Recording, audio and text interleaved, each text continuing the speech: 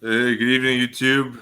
We're back on the Eric 777 channel. It's been a little break, couple months in hibernation, but yeah, we're back. I've been dealing with lots of YouTube strikes. I've had probably about four videos taken down for quote medical misinformation. So a good chunk of this time where I've been off, I haven't been able to upload onto this channel. But we're back now. I'm very happy to have a special guest, Nick and Goodz, on the show tonight. He's a great source of information. I recommend you all check out his channel uh, titled "And Goods." You see the name you see in his little text box on the stream here. That's what his channel is titled. Also, he's one of the co-moderators of the Jesuit World Order subreddit page, which I recommend you guys all check out as well. But It's finally happening. It's finally happening. The hardest man to reach on Earth, Eric. Yeah, we've been planning the stream for a while. It's finally happening, but my schedule's been a bit hectic. But we're here. I'm happy Nick has made it. Thank you all for tuning in. But to start off here, I think a good way to start off the stream, this is a note I got from the great late U.S. General Brigadier Herbert C. Holdridge. In a newsletter he wrote in 1957, he was warning about this grand Jesuit Vatican conspiracy of the ages, which we are seeing play out now on a hypersonic level in the year 2022, post-COVID. We see here Herbert C. Holdridge writes, the Jesuit Vatican conspiracy, and this is a top brigadier general saying this. He says, here's a grand conspiracy continued throughout the ages for control over the minds and spirits of free men, to soften them up and make them easy prey for other conspiracies. This is a conspiracy to further the mammonistic secular ambition of the Jesuits and the Vatican to establish a world theocracy under the Pope. Exactly what we're seeing play out now. A conspiracy which did not hesitate to inspire Franco, that being Spanish dictator Francisco Franco, to import Arabs from Africa to slaughter devout Roman Catholics in Spain. A conspiracy which has declared perpetual war against the liberties written into our charters of liberty. A conspiracy as closely bound to the international cartelists of big money as one Siamese twin is bound to the other. And then the General Herbert C. Holdridge then recommends everyone check out Avram Manhattan's book, The Dollar and the Vatican. And that's very interesting, too, because that's actually when I guess this was back in 2018. I did a collaboration with Greg, who back in the Cerrucci Team Brief days. And we remastered Avram Manhattan's book, The Dollar and the Vatican, from 1957. I recommend everyone check that out. You can read it for free on archive.org. But then Holdridge just continues here in summation. He says, conspiracy in the government. Under the most generous interpretation of their official acts, there is not one public official in Washington in any position of decision who has not perjured his oath of office to defend the Constitution and who has not abdicated his authority to these major conspiracies of Jesuitism and cartelism. So that's well summed up there by the general. But, these are the forces that we're seeing at play. And I know you wanted to read that quote from Halifax on the immense wealth of the Jesuits in South America, or the California province. Yeah, Juan de Halifax of Mendoza. He was born 1600, died 1659. He was a Spanish Roman Catholic clergyman. He was the Vatican chaplain of the Roman Empress Maria of Austria. He was the Vatican Bishop of Pueblo de Los Angeles, the same Los Angeles today. Vatican Vice-Regal and Archbishop of the Jesuit-controlled and created province of Mexico. He was the Vatican Viceroy of New Spain, deputy of the Roman nobility in Cortes de Monzon. He was the Inquisitor at the Council of War, the Jesuit Council of War. He was a member of the Council of the Indies. He was embroiled in a major controversy with the Jesuits' ecclesiastical jurisdiction, resulting in the Jesuit order excommunicating him and recalling him to Spain by Pope Innocent X. He wrote a book called The History of the Conquest of China by the Tartars, which was about the Jesuits, and it was censored by the Jesuit Inquisition, Congregation of the Index Prohibitorum, through Jesuit priest Martino Martini. In a written letter reporting to Jesuit-trained, educated, and controlled Pope Innocent X in 1647 concerning the wealth, power, and secrecy of the Jesuit order in the Jesuit-created and controlled province of New Spain. This is even before, this is like 100 years. This is more than 150 years before U.S. is even created, which includes to this day the territory of California, which, by the way, the original name of California is called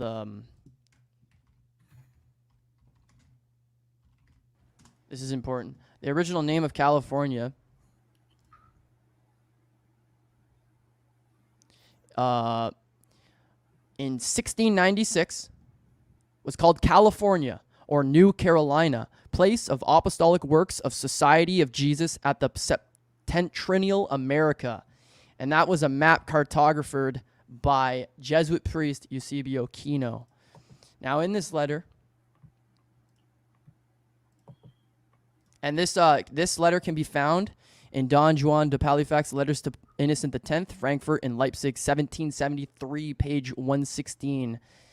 That's how long it was published after in the public light. 1773. This was written in 1647. So by that time, it doesn't even matter. This is what he said. He said, "Most Holy Father," writing to Pope Innocent X, "I found almost all the wealth and immovables and all the treasures of this province of America in the hands of the Jesuits, who still possess them.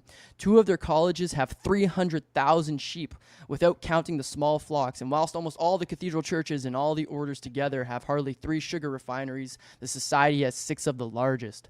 One of these refineries is valued at more than $500,000 thalers," which is like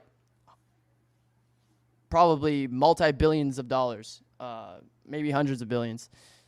And this single province of the Jesuits, this single province, just one, which, however, only consists of 10 colleges, possesses, as I have just said, 6 of these refineries, each of which brings in 100,000 thalers yearly.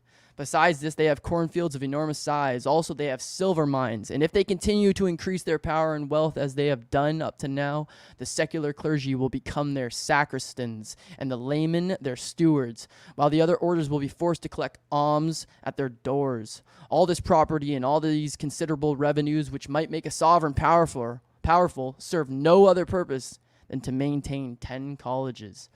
To this may be added the extraordinary skill with which they make use of and increase their superabundant wealth. They maintain public warehouses, cattle fairs, butchers, stalls, and shops. They send part of their goods by way of the Philippine Islands to China. They lend out their money for usury and thus cause the greatest loss and injury to others. What other order has constitutions which are not allowed to be seen, privileges which it conceals, and secret rules and everything relating to the arrangement of the order hidden behind a curtain? The rules of every other order may be seen by all the world, but among the Jesuits there are even some of the professed who do not know the statutes, privileges, and even the rules of the society. Although they are pledged to observe them, therefore they are not governed by their superiors according to the rules of the church, but according to the certain concealed statutes known by the superiors alone, and according to certain secret and promiscuous denunciations, which leads to a large number being driven from the bosom of the society. But the Jesuits alone shroud themselves intentionally in a darkness which the laity are completely forbidden to penetrate, and the veil is not even uplifted to many of the members. There are among them a large number who have taken merely 3 vows, but not the 4th, and who are in consequence not at all, or at any rate, not properly instructed regarding the true principles, institutions, and liberties of the order. This secret, on the other hand, is entrusted, as is known to His Holiness, to only a small number, and whatever is especially important is known only to the superiors of the general. But he goes on, and it's just to give you a little idea of who we're dealing with. That was 400 years ago. Well, that's incredible information, and it just even on the Wikipedia page of Juan de Palafox, you see that the Jesuits attempted to arrest him. Yeah, he was excommunicated for writing this. Garcia Cemento Sotomayor, same last name as Roman Catholic current U.S. Supreme Court Justice Sonia Sotomayor. who interestingly, the current Judge Sotomayor, when she worked in administrative politics in the city of New York, was a co-worker of alongside Jesuit priest Joseph O'Hare, the president of Fordham University, the Jesuit University in New York. So that's just interesting that this guy's last name was Sotomayor also. But the Viceroy Don Diego Sotomayor attempted to arrest Halifax, and then Halifax ended up fleeing to avoid capture. Yeah, Francis Martin. This is during the same time. Francis Martin, he was born 1634 and died 1706. He was a French Roman Catholic. He was the first Governor General of Pondicherry. He co-founded the capital of the French India, Pondicherry. He was the commissioner of the parentheses Jesuit created East India Company. Okay, and in his memoirs of Francis Martin, published in 1831, like almost 130 years later, or it's just insane. When you translate from French, it says this. This is the commissioner of the East India Trading Company, guys. Okay, whose flag is the United States flag. United States flag is the East India Trading Company. It says, quote, "It is certain that next to the Dutch, the Jesuits carry on the greatest and most productive commerce in India. They have all the most schools they have in the world are in India. Their trade surpasses even that of the English." Think about the English Empire at its peak. Okay, their trade surpasses even that of the English, as well as that of the Portuguese who established them in India. There may be possibly indeed be some Jesuits who go there from pure religious motives, but there are very few, and it is not such as those who know the grand secret of the company. And he goes on and on. Very interesting. Well, actually, on the Jesuit World Order, there's a post I did a couple of years ago now on the East India Company. I document how Jesuit priests acted as informants for the British East India Company routinely. This was quoting from a British Association for the Advancement of Science, a report by them in 1878. You see here, they say the Jesuit missionaries in China and Japan were our first informants on the virtues of tea. Yeah, Avro Manhattan in I don't know which one of his books. It's probably, maybe you know the book, but he says over the Portuguese colonies, the Jesuits exercised almost complete mastery, and they had members in Brazil, East India, and the lands between Goa and Japan, and a provincial was sent to Ethiopia, etc., etc. He goes on to list everything, but the Goa Inquisition created by Francis Xavier when he went to India, massacred thousands of people.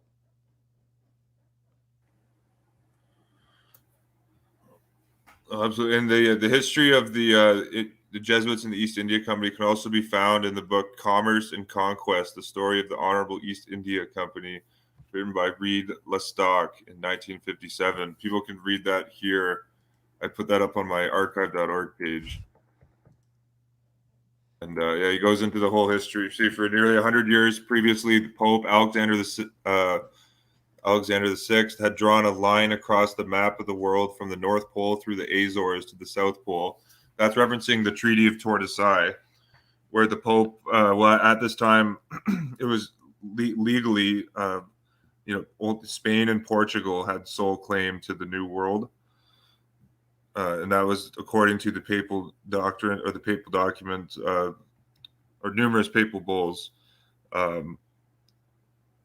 That going back all the way back to when Nicholas V was Pope. People should. I'm just going to show you the book here. This is actually a Catholic priest that wrote this book. Well, I thought I was logging into my archive.org here. But if people want to see the history of slavery and how the Catholic Church essentially they divvied up the whole world for the Portuguese and Spanish empires, and then the English came in later with the East India Company. Book is there's also Richard Roscoe Miller's slavery and Catholicism. But this book here, The Popes, the Catholic Church, and the Transatlantic Enslavement of Black Africans. There's whole chapters in this book here on the various papal bulls that were written, which gave the Spanish and Portuguese empires the legal authority to conquer the whole world for the Pope, to spread the faith of Catholicism to the new lands. But we see here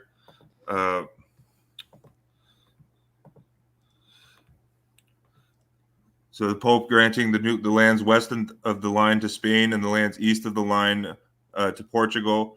In other words, a monopoly. The Pope granted a monopoly of all transoceanic trade to the inhabitants of the Iberian Peninsula. Trust banking, unum sanctum, you know? Absolutely. The unum sanctum, the papal bull in 1302, Pope Boniface VIII declared that for salvation's sake, all humans must bow to the Roman pontiff. Be subject to the Roman pontiff, yeah. And then there was the papal bull Attorney Regis, which did the trust account, first expressed trust account, the crown, and then the crown, and then the Commonwealth with the papal bull Romanus Pontifex. These are all banking trust. This is like everything. It's crazy. So what banking is based off of these 4 papal bulls and the papal bull by Pope Paul III, I forget, whatever. You can see here, so just to summarize this little block of text from the book, Commerce and Conquest, you see the men that set up the British East India Company were 4 men, last names Fitch, Newberry, Leeds, and Story.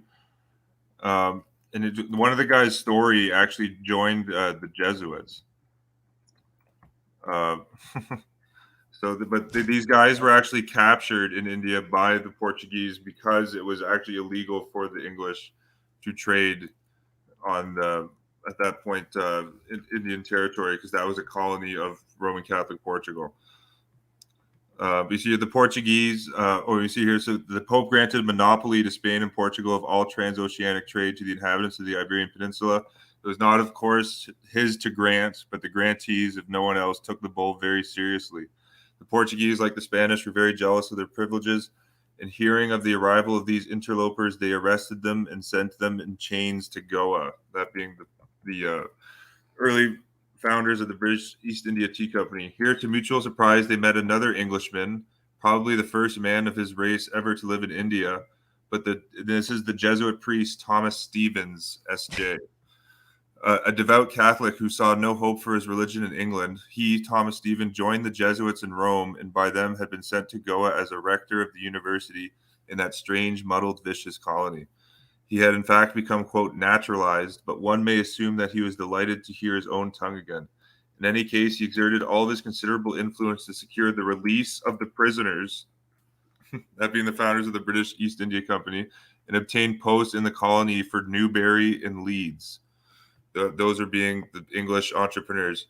While Story, English entrepreneur, possibly from fear, possibly from gratitude, joined the Jesuit fraternity. Then it says here, Fitch, however, was made of sterner stuff. He had come to see India in the East, and neither the pleadings of an English priest nor the threats of a Portuguese viceroy were going to stop him. He visited the Mughal court at Agra, and then at the height of his power under Akbar, the greatest of the Mughals, the greatest perhaps of all the rulers of Oriental or European that India has yet seen. He went on to Burma and then further east, and then did not deliver his letters, and alone on the quartet, he returned to England in 1591. So that just being a little background story on the founding of the East India Company, how you see the Jesuits were directly involved. And at this time, I'm sure you're aware that Emperor Akbar, at this time, of the Mughals, he was being actively courted by Jesuits, and he was engaged in trade with the Jesuits. Today's equivalent would be, billions of dollars. He was even exchanging gold bars back and forth with the Jesuits. Yo, can you see my screen? I think you have to click on it. Yeah, so here's your screen here. Yeah, Spanish requirement of 1513. Yeah, this is the Spanish requirement of 1513. Requirimiento was declared by the Spanish monarchy take possession of the New World, but it was In 1542, Pope Nicholas V issued the papal bull Dum Diversas, which legitimized the slave trade for the first time ever. Domestic slavery was created by the Catholic Church in 1452. And this is what it said. It said, on behalf of the King Don Fernando and of Donna Juana I, his daughter, Queen of Castile and Leon, subduers of the barbarous nations, we, their slaves, notify and make known to you, as best we can, that the Lord our God, living and eternal, created the heaven and the earth, and no man and woman of whom you and we, all the men of the world at the time, were and our descendants, and all those who came after before us. But on account of the multitude which has sprung from this man and woman in the 5,000 or even more years since the world was created, it was necessary that some men should go one way and some another, and that they should be divided into many kingdoms and provinces, for in one alone they could not be sustained. Whatever. It goes on and on. It says, talking about the Pope, and he commanded him to place his seat in Rome as the spot most fitting to rule the world from. But also he permitted him to have his seat in any other part of the world and to judge and govern all Christians, Moors, Jews, Gentiles, and other sects. This man was called Pope. As if to say, admirable great father and governor of men. The men who lived in the time obeyed that St. Peter, so-called. It's Simon Magus, not Simon Peter. And took him for Lord, King, and Superior of the universe. So also they had, whatever, he goes on, blah, blah, blah. But anyways, look at this. One of these pontiffs succeeded that St. Peter as Lord of the world, and the dignity and seat which I have before mentioned, made donation of these isles and terra firma to the aforementioned king and queen and to their successors, our lords, with all that there are in these territories, as is contained in certain writings which passed upon the subjects as aforesaid, which you can see if you wish.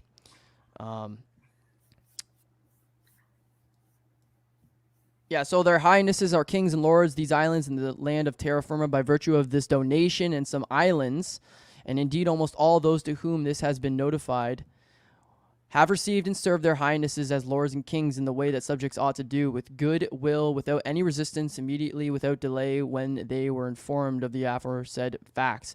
And they will receive and also they received and obeyed the priests whom their highnesses sent to preach to them and to teach them our holy faith, and all these and of their own free will of the Pope, without any reward or condition, have become Christians, and are so, and their highnesses have joyfully and benignly received them, and also have commanded them to be treated as their subjects and vassals.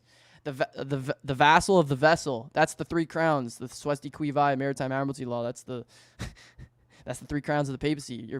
Well, I would just say in the Jesuits right now, we're becoming financial vassals or financial slaves to their international monetary system.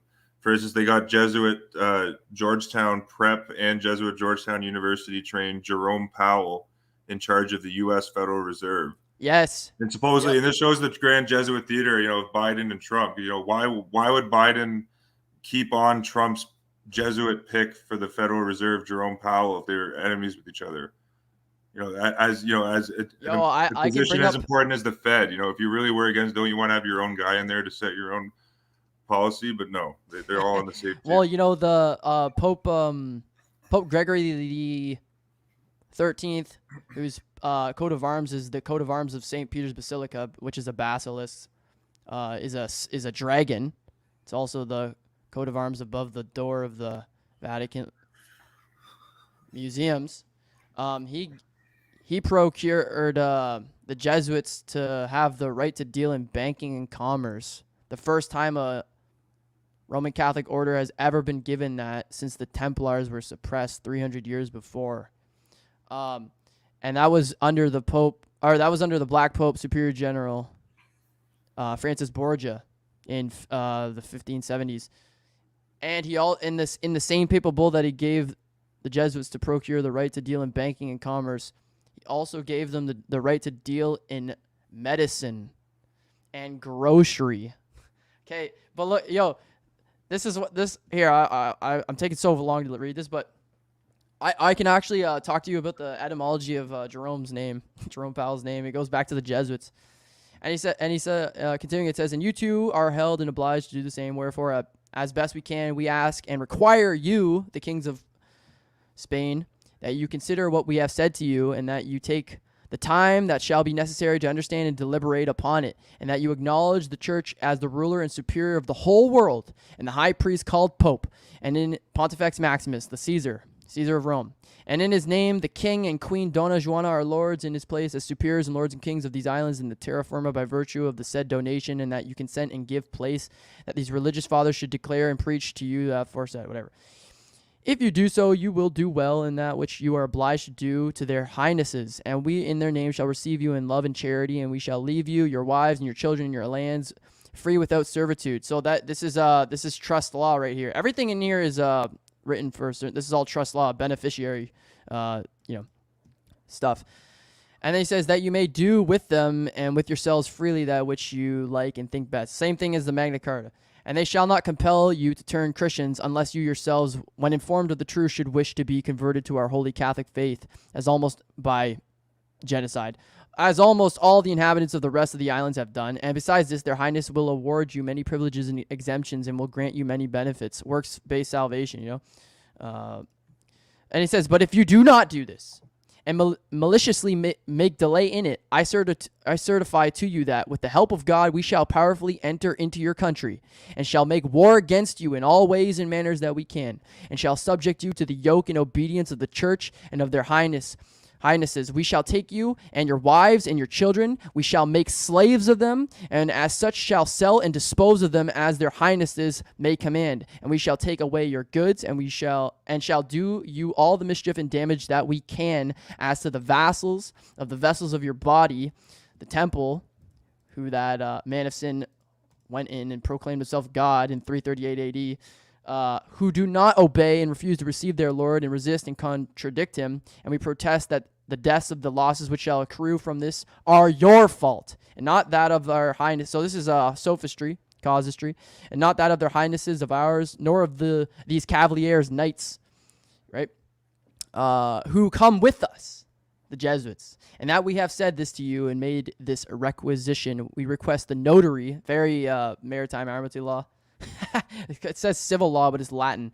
Here present to give us his testimony in writing, and we ask the rest of the present that they should be witnesses of this requisition. So pretty much telling the Pope, telling the kingdoms of Spain to go conquer the New World and make slaves of everyone. This was in 1513. Yeah. So this is before the Reformation. Funny. Well, actually, interesting. There's two pre-Reformation popes in the U.S. Congress, and they say that they call it the marble relief portraits. Two of the worst popes ever. Absolutely, Pope Innocent III, and Gregory the Ninth. Yeah, Pope Innocent III, who told the Inquisition to go into Lower France and kill 40 million people in a month. And absolutely. Actually, I have a quote here up on the screen from Peter J. Doiswick's great book, Roman Customs and Practices. He was a former Catholic priest who became a Protestant, became a great critic of the Catholic Church. But he says here, Pope Innocent III, who is in the U.S. Congress in the statue form. Here he is right here. There's the layout map. And you can see here the location of the 23 marble relief portraits. I got the two popes highlighted here in yellow. There's Roman emperors in here, Catholic kings of Catholic Spain. Emperor Justinian, Roman Emperor Justinian is in here. Yep, and then you got the Roman fasces on the walls. The symbol of Roman military might. Absolutely. Roman fasces all over the walls. And the Roman fasces are all over the U.S. government iconography. All over U.S. courthouses. Incorporated. Even. I remember vividly, like when I went to Cleveland, Ohio, to get the those converted Catholic magazine pamphlets scanned into PDF. Right across from the public library in Cleveland was the Howard Metzenbaum Courthouse, federal courthouse, and every single pillar outside the building had like 8 fasces on the outside. Was everywhere. And Pope Innocent III, when he did the crusade of the Cathars.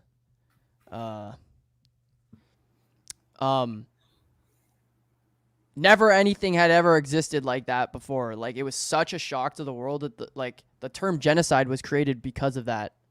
Like, the word did not exist until that happened in history, when he sent the Inquisition into Lower France and killed 40 million people. What gave him, I guess, the quote legal authority to do that would have been the Fourth Lateran Council, 1215, now called the 12th of the Ecumenical Councils. Peter Doiswick said, vowed to exterminate all heretics and granted full indulgence to the exterminators. And this is the guy that's in the U.S. House that wrote this document. He said, Pope Innocent III said, we excommunicate and anathetize every heresy. The condemned shall be handed over to their secular authorities or to their deputies to be punished in due process. If they belong to the clergy, they shall first be degraded. The possessions of those condemned shall be confiscated. If a secular ruler neglects to fulfill the demands of the church, he shall be excommunicated. It shall be reported to the supreme pontiff. He shall exterminate. He shall exterminate the heretics and possess the land without dispute. Yeah, it's the first crusade, and that's exactly what they did. This for context. This guy's in the U.S. Congress. And then as Princeton professor George Elderkin said, what do you think Pope Innocent would say about the First Amendment if he could step out from the plaque into human form? They should imagine the day when they read the syllabus of errors in Congress. That would never happen. Yo, Herbert C. Holdridge, the great general, pointed out, every single, the syllabus of errors, goes against every single, liberty that people take for granted in the U.S. and the Western world. Freedom of speech is condemned. Freedom of association is condemned. The freedom to think for yourself is condemned. It's basically just going line by line of the Constitution of the USA as it once was, and just condemning everything. And Adam Tanner, a Jesuit priest, he was born 1572, died 1632. He was an Austrian Jesuit. He was a propagandist in the first 30 Years' War, which killed 18 million people, and it divided up the Holy Roman Empire in order to have it. Well, the history goes on and on, but I won't get into it. But anyways, the Jesuit created first 30 Years' War. First 30 Years' War, because the second one was 1914 to 45. Anyways, this is what he says in his book, Apologia pro Societate Iesu, ex Bohemia Regino, 1613. He says, quote, for what object have we given to us money? Soldiers, sabers, and cannon, but to use them against the enemy. Why do we hesitate then in commencing to eradicate and root out heresy, root and branch, and especially this Calvinistic abomination? Kill them, then the hounds, strike them down and hurl them to the ground, give them their finishing stroke, burn their houses over their heads, and overwhelm them with everything of the worst description that can be invented, so that the hateful brood may finally disappear from off the face of the earth. That's what he says in that book. Well, and he's a propagandist during the war. Well, I was saying that's naturally why the Nazis found so much inspiration in the Jesuits. And that's the exact same place where the first 30 Years' War happened. Dude, there's a Jesuit priest a Jesuit historian, and he was chronicling the events of the first 30 Years' War. And he was just talking about the aftermath of it, just walking through the streets of Germany, the major capitals that once filled hundreds of thousands of people, and he said there was nothing. It was a ghost town. Just think about this, guys. The Capitol, named after the Capitoline Hill of Rome, every single capital of the world. But anyways, the main city of the Netherlands used to be Antwerp. Now, why isn't it now? Why is it now Amsterdam? Because the Jesuits did the sacking of Antwerp, and they killed every single person in it. Okay? And the town was so badly destroyed that they couldn't even rebuild it. It was so badly devastated that they could think about after World War II Berlin. Think about how it was completely flattened to the ground. Well, it's look at it now. It's perfectly fine now. It was so bad. There was nothing left. They had to completely remake a new city. Probably because the new city they went to was probably more Catholic. And and that's the funny thing. Prince William of Orange, who was the protector of the Protestants in the Dutch Revolt, 8 Years' War, against the Spanish Empire under King Philip II. He was the last Protestant of that nation before it was taken over by the Jesuits, and this is in the 1590s. Arturo Sosa in 2017 gave William of Orange's scepter staff that he protected the Jesuits. He gave it back to the Prince of the Netherlands. So the Jesuits had that guy's staff at the Vatican. Prince of the Netherlands went and met the Superior General of the Jesuit order at Rome, and he gave it back. Yeah, was it King Alexander? King met with Adolfo Nicholas, current Dutch king. Here, no. Yeah, no, I've seen that photo on your website. And the Queen of the Netherlands is a Catholic. Oh, the Netherlands is filled with Queen Maxima. She's an Argentinian Roman Catholic and the historically Protestant Netherlands. Yo, check here. It's on Getty, Roman Catholic Italian mobster family Getty, who takes all the photos. Oh, do you got it up there? I can and sells I can it back throw to you for 500,000,000 inflation %. Here, I'll just I guess I can screen share. Yeah, I can put it up on the screen share. Share. Well, and they're going full lock, stock, and barrel with the Pope's climate agenda, the net zero cult, and that's why you're seeing those farmer protests over there right now. Can you see this? Yeah, they got it right there. Yeah, so this is the Prince of the Netherlands, basically the King of the Netherlands, meeting with the Black Pope, Superior General of the Jesuit Order, Arturo Sosa, current incumbent. And he's handing his scepter. He's handing his scepter back to him. Like, what an absolute! He's pretty much spitting on his great-grandfather's grave. Yeah, so he's giving. Is that like the sword of Ignatius Loyola kind of thing?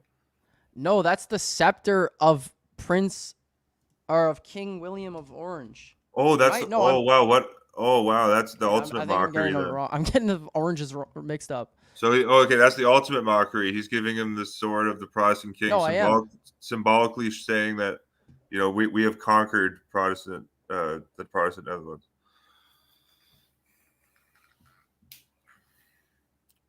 Here, I'm just saying that photo, just the way he's holding it, I can pull it up. I have this great photo of the puppet U.S.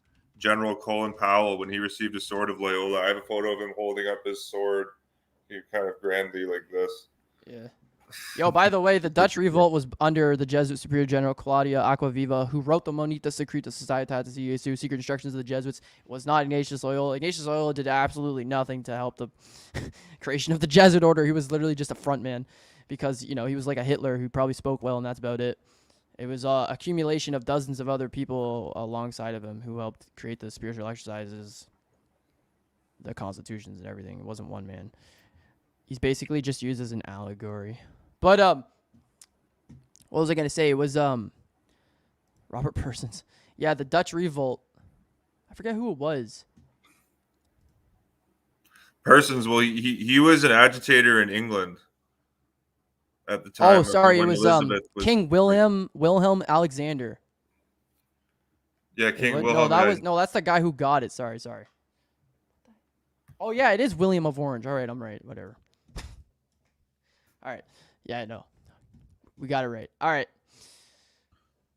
So, basically, the guy who helped protect the Protestants died. His scepter of power died of empire, and the Jesuits took it, and they've had it for 400 years, Eric.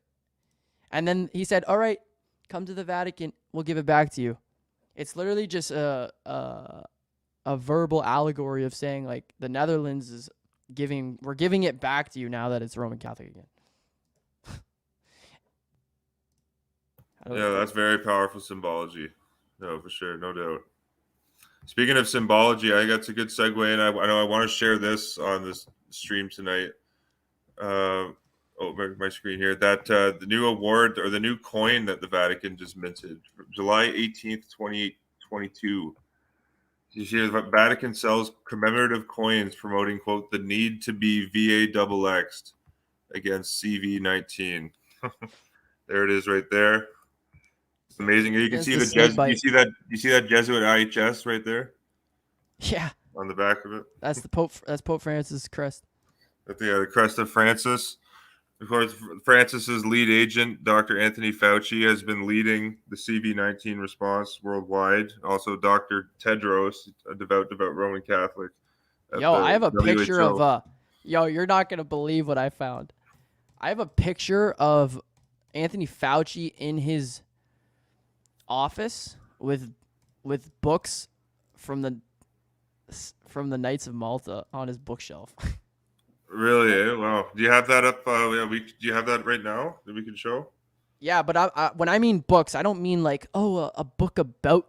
I mean like the books from the order. Like when you join the order, they give you like the constitutions of the books. I'm talking about like he's got those on. Well, Fauci, he's definitely Vatican knighted. I haven't seen it documented, but he's definitely Vatican knighted. Like the guy got the Jesuit Ad Morgium Deo Gloriam Award. 2021. With his wife, who's also Jesuit educated. Yeah, him and his wife, and that's only given out to quote senior Jesuits. Like usually, it's Jesuit priests who get that award. Well, he's obviously a Jesuit because anyone who, according to the constitutions of the Jesuits, if you're under Jesuit education, you're considered a lay Jesuit. You're considered a Jesuit temporal coadjutor. You know, you're in the Jesuit order, but you don't swear the oath or the oaths. The vows. Well, he most definitely is a lay Jesuit. That's why Jesuit College of the Holy Cross just named their science buildings after him. It's now like the Anthony S. Fauci Integrated Science Complex. Well, he's probably ordained because he's a professor. He was a professor at Georgetown University. Everyone talks about Holy Cross and what was the other place he went to? Regis High School. Yeah, Regis and Holy Cross, but he was also a professor at Georgetown University. Like, you're telling me a professor at Georgetown University isn't a Jesuit? Come on now. Anyone who worked at a Jesuit university, think about who was a professor at a Jesuit university. Adam Weishaupt, founder of the Illuminati. There you go. Well, this is, Kamala Harris, after she covered up Catholic pedophile priests while she was the DA in San Francisco. But after she became vice president or installed as vice president by the Jesuits, she got her law degree she studied for the bar at the University of San Francisco. Her husband, Doug Emhoff, became a professor at Jesuit Georgetown. That's an interesting study. People should look into like the wives of people who work at Georgetown, or just people who don't openly have Jesuit education but have worked at as professors at Jesuit schools. It's a way that the Jesuits get their hook into these people in control. Yeah, it says in the secret instructions of the Jesuits. It also says in the constitutions, which weren't allowed to be published until the light of day until like 370 years after, about 325 years after they were written. They weren't even seen until the Supreme Court of France published them from a copy in Germany that they found by accident when they suppressed the Jesuits in 1753. Whether that was on purpose or not. I'm trying to find this picture of Anthony Fauci. Go on. Yeah, it was just absolutely. Once you pull that up, we'll get it on the screen share. And just a lot of people, like when you think of the name Henry Kissinger, people don't think that, or they yes. it doesn't hit right away that he was a professor at Jesuit Georgetown University. Boom. In the 70s. People don't that's not common knowledge. But Kissinger is always, you always see him. He's, identified as, like a puppet master. And, there's ultimately nothing really special about him. Like, there's been tons of guys that have served. And, like, if you just look at the career of Jesuit-educated Knight of Malta, Vernon Walters. He was also a top advisor to 6 or 7 presidents like Kissinger. He actually kind of brought Kissinger in, if you look into Vernon Walters' background. And at the one Al Smith dinner in 2016, Al Smith the fourth, even joked that we like to thank all the Catholics here on stage. Catholics like Henry Kissinger, and everyone starts laughing. But Elliot Abrams also is a professor at Jesuit Georgetown University. He's I think openly Jewish, U.S. foreign policy official. But that shows who's running the show. I just did an article recently up on Jesuit World Order that showed all the Jewish, or I guess the 3 Jewish judges who have been Supreme Court judges since 1976, when the Jesuits started giving out this prize called the Stein Prize from their university in New York, Fordham University. But Ruth Bader Ginsburg has received the Stein Prize. Stephen Breyer has received the Stein Prize. And current U.S. Supreme Court Judge Elena Kagan has also received the Stein Prize. So that's the Jesuits, so the people it's not just, people, going to a Jesuit school or being openly Roman Catholic. They control these figures from a myriad of places. The papal bull that put them into that established them in 1540 was Regimini Ecclesiae Militantis, or Militantis Ecclesiae Regimini, or whatever the hell it is. Okay, I don't speak Latin. But anyways, it was on the church militant, the church shock troops of the Vatican, right?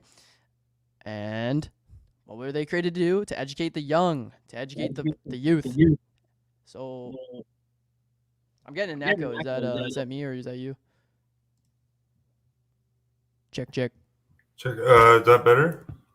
I'm not hearing too much. Yeah, I think it's good now. Basically, like, people need to understand, like, if you went to there's so many people who are like messaging me, I went to a Jesuit school. Dude, we don't care. We only care about the people who went to the Jesuit school and were useful to them. You're not going to be, it's a sifting. That's what education is. It's a big giant sifting. The Roman Catholic Church created the universities in the medieval ages, man. Like, like the Jesuits, they're used for sifting people. They only want people who are automatons, robots. People who take orders and don't question them. And those usually happen to be like the nerdy people, the people who get straight A's. And, think about it. All the people who, went to Jesuit universities and didn't escalate up into the world. They're just normal people like you and I. Jesuits didn't see anything in them, so they didn't use them. I found this picture of Anthony Fauci, though. Yo, look up. Are you still there? Look up the coat of. Well, right here, just on that point, though, Nick, I would say, though, just with the networking infrastructure the Jesuits have put in place, if an average person were to go to like Georgetown University or Fordham University or Santa Clara University, they're much more likely to land a job at like a big tech firm in Silicon Valley, or some big massive Fortune 500 company that the Jesuits have massive inroads into, just because they do massive background checks. The Jesuits know everything about everyone. They have the largest vault of a registrar of information ever established on Earth ever, of every single civilization and empire combined. Okay, so they know everything about everyone before you walk in. They can predict your future. They know who's going to come in. They're all private universities. They don't, you don't just get to be, you don't just have to go there and, you get picked. So, you're groomed. They're groomers of children. Think about how, like, they're pedophiles, man. Here, I'll share this. Share this picture. Yo, look up the coat of arms of the Knights of Malta. And then I'll share. Yeah.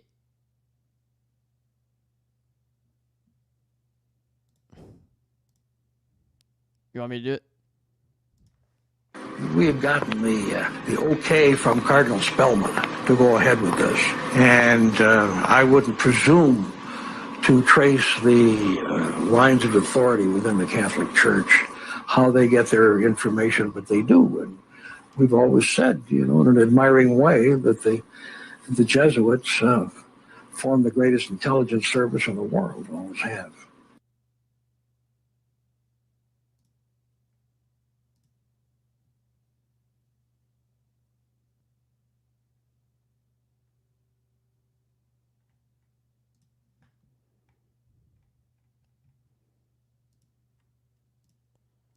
Yo, hello, you can hear me? Check, check. Check, check. Eric, you're muted. Eric, you're muted. Oh, geez, I've muted myself. Okay, yeah. So this was the okay. I'll edit that out once we get the stream. Oh, it was just for a second. I heard the video though. Oh, okay, you heard. Okay, sweet. Yeah. Awesome. No, it was just your mic that was muted. Okay, sweet. I was just gonna say, so that highlights your point. You know, that's coming from a CIA agent, E. Howard Hunt, who actually, interestingly, on his deathbed, confessed to being part of the assassination of John F. Kennedy. And you know, that assassination was overseen by the Jesuit-trained from Fordham University, James J. Rowley, who was the head of the U.S. Secret Service, who had a Jesuit priest as his brother. So you know, so E. Howard Hunt, you know, would know. You know, he knows what he's talking about. And there's an interesting, you know, slip right there from him saying the Jesuits formed the greatest intelligence agency in the world. And you can tell just from where he says that, you know, the CIA really admires the Jesuits. Here, check out this. Before I do this Anthony Fauci picture. This is from Louis-René de Caradus de la Chalotois. He was born 1701. He died 1785. He was a French jurist. He was, in my opinion, he was a Jesuit temporal coadjutor. He was a 33, or he would have been a 32 degree Illuminized Freemason. 33rd degree wasn't invented yet. He was the famous Procureur General of King Louis the 15th of France to the Parliament de Bretagne. Significant role in the Brittany affair. Knight of the Sovereign Military Order of Malta, and author of the famous Jesuit-created memoir Report on the Constitutions of the Jesuits, which Jesuit Hegelian dialectically was responsible for the order's orchestrated expulsion of the Society of Jesus from France. Blown cover is cover. Now, this is what he said. Because whether or not he knew what he was doing, let's just give him the benefit of the doubt. Say he unknowingly helped the Jesuits. Who would have known? The Jesuits don't know. The only people who know are the provincials and the assistants and the general. So this is what he said. This is like the head of the Supreme Court of the U.S. Okay. He says this, except it's not, because that's crazy. But whatever, it doesn't matter. So this is what it says. It says the record of the achievements of this remarkable order is stamped in legible characters on the history of Europe through many generations. In a country ruled by a despot who was friendly to them, they maintained the right of divine kings to govern wrong.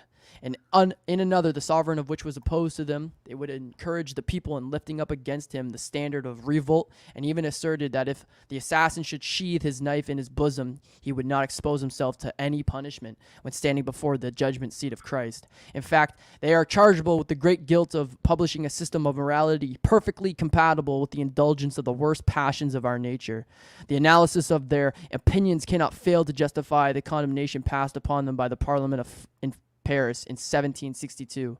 These doctrines tend to destroy the natural law, that rule of manners which God God Himself has imprinted on the hearts of men, and in consequence to sever all the bonds of civil society by the authorization of falsehood, perjury, the most capable impurity, and in a word, each passion and each crime of human weakness, to obliterate all sentiments of humanity by favoring homicide and parricide, which is the killing of your parents, parricide, homicide, infanticide, suicide, solipsism, and to annihilate the authority of sovereigns in a state.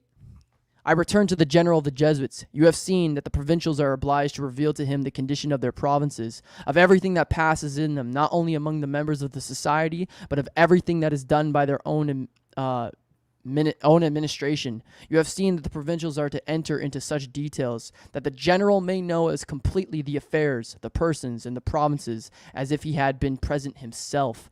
Now, why is it necessary that the general should have all this knowledge? Why is this report to be renewed every month by 37 provincials, every 3 months, and every 6 months by 1,244 superiors of colleges, residentiary houses, novitiates, missions, professed houses, without including so many counselors and consultors of provincials, and superiors. The constitutions require that the provincials and the superiors should make their report to the general in ciphers, in unknown and disguised characters. They must have very strong reasons to keep the subject of their correspondence secret and undiscovered. It is inconceivable that religious objects should need to be carried on in ciphers unintelligible to all but those who have the key to them. Such precautions are taken against enemies. Is the system of the Jesuits inimical to all governments? If such were the case, governments would be protecting and nourishing in the heart of their dominions a set of men prying into their concerns of their state and of their religion, in order to report them to a stranger who renders no account to anyone. I should like to know what object can be alleged. I do not say what honorable object, for there is none. What excusable object can be suggested? For all this maneuvering, this Odysseus intrigue of espionage and revelation, why, for instance, is it necessary that the general of the Jesuits residing at Rome should have an exact account of the number and qualities of the congregations at Rennes and elsewhere? General Aquaviva said that these revelations and reports were necessary for the support and extension of the society. It is very difficult to find out that such means are needless to do good, but very necessary to do harm, to keep up the spirit of party factions. And he goes on and on. I'm gonna say, Nick, on that point though, like that need for them to have like that mass collection of data and intelligence, which they back in that time would use the confession primarily to extract, is what modern intelligence is. Yes, it's just like it's the Catholic confession. So back in the day, you had to tell the priest, your inner thoughts, or you were punished by the civil authorities. Just so now, they have the means to get that information without your consent.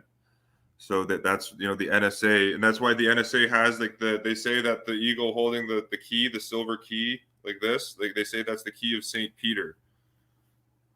The NSA says that. That's that's the key that holds their secrets. Yeah. Yo, check out this. This is a quote from the ex-official censor of the Inquisition, Luigi de Sanctis, in 1848, in his book Papal Rome, Popery, Passeism, and Jesuitism. So you think, the Jesuits aren't here, guys, to control the world. The empires and the emperors and the kings and they've already done that. That was easy for them. What they were here from the beginning was to control you, the individual. And he says this. He says, among populations subject to the sway of Rome, the baneful influence of the confessional is universally and keenly felt. Be like, I don't go to confessional. No, it's your phone, it's your TV, it's your internet. The internet is the confessional, guys.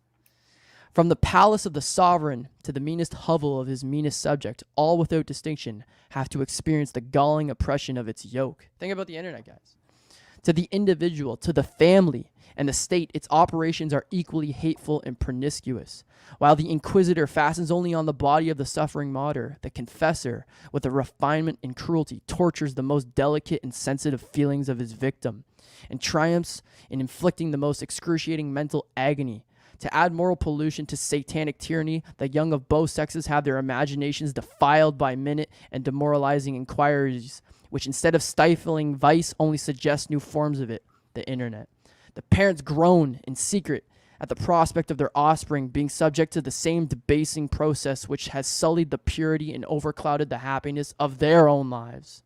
Too often the wife reduced into a submissive bondage to the confessor. Think about the last 2 years, guys. It separated everyone in the family, everyone into their own rooms.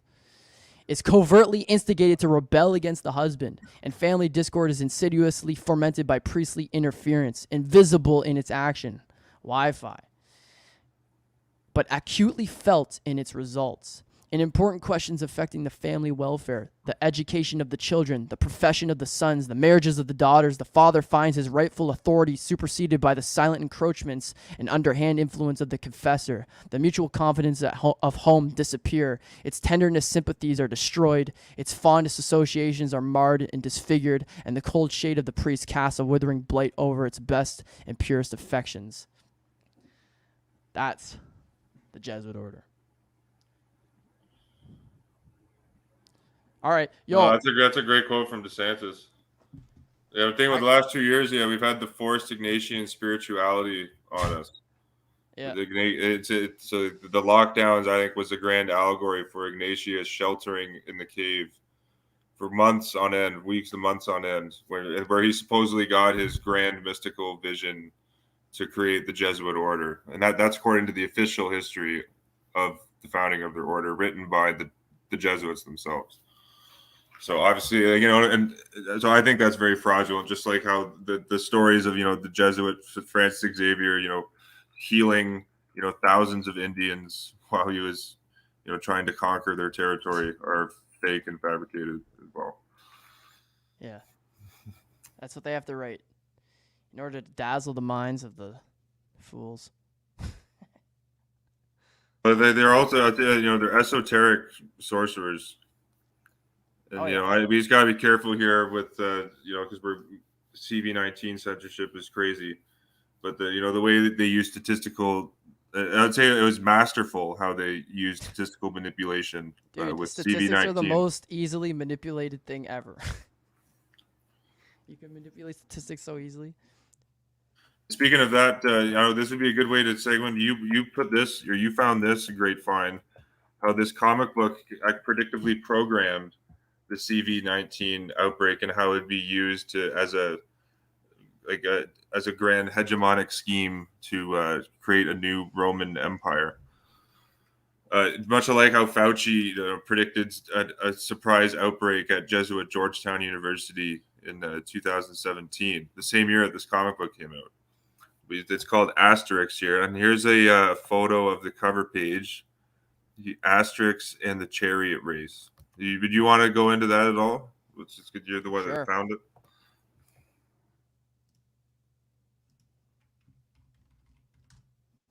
I will say I was not the first person to find this. Or you're the one that brought it to my attention.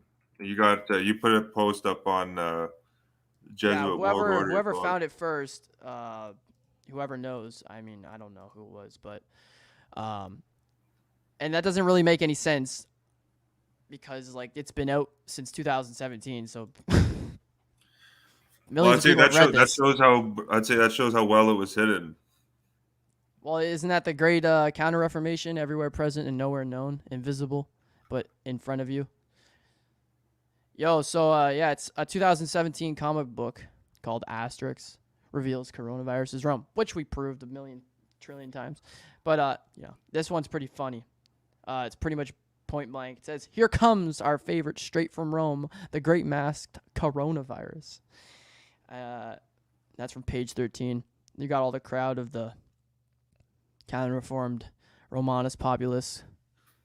Yeah, so the story's kind of this symbolizes kind of how we're transitioning to a world society or world government. So you have the nations of the world congregate in Rome for this chariot race, and the Roman emperor name, or the guy who's allegorically represented as the Roman emperor, his name is the Great Coronavirus. Yeah, so that's the thing, and it says the plot is in an attempt to unite all the people of the world despite their differences. The word "despite their differences" is a regular confession because they make you believe we have the differences, which is it's just Satan whispering in your ear. The Roman Rota covertly organizes an international chariot race located in Rome with participants from all the nations of the world. And basically, nobody knows he's the Caesar. But everyone's racing from all nations of the world. And if you know the history of Europe and especially the last 500 years, what the words are, whoever wrote these is a Jesuit coadjutor, in my opinion. They know what they're talking about. Everything is put there on purpose. I'm not trying to be skeptical. I'm never a skeptic. Don't ever be a skeptic. I'm just open to everything. There's a difference. But anyways,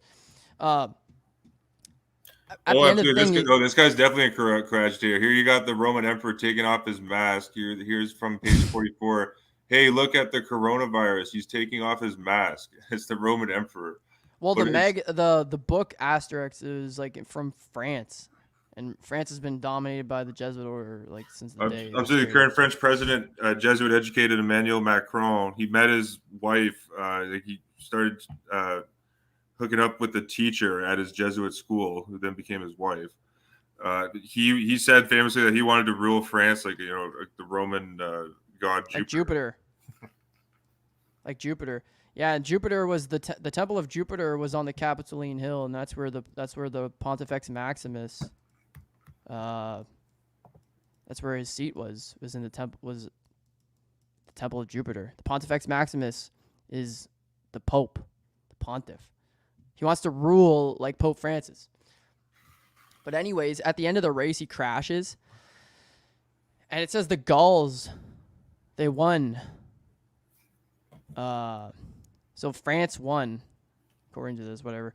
And he takes off he says, hey, look at coronavirus. He's taking off his mask.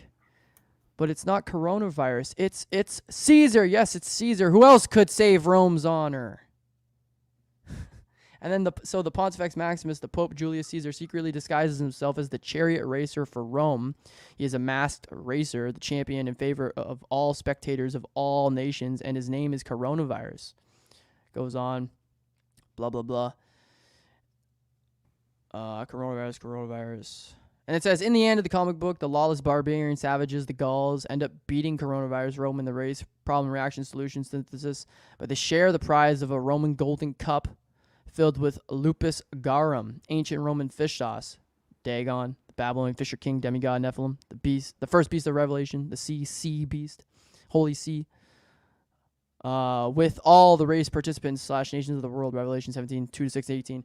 But the golden cup, the whore of Babylon holds the golden cup, filled with abomination. Go look up the altar of the Church of Jesu. Oh, I have it right here. Nice. Anyways, at the end of the race, there was something very important in this last one. But I don't know. You gotta go look it up. It's on Reddit. It's on the Jesuit ruler Reddit. Just type in coronavirus is Rome, you'll find it. It says asterisk. So base asterisk as an asterisk.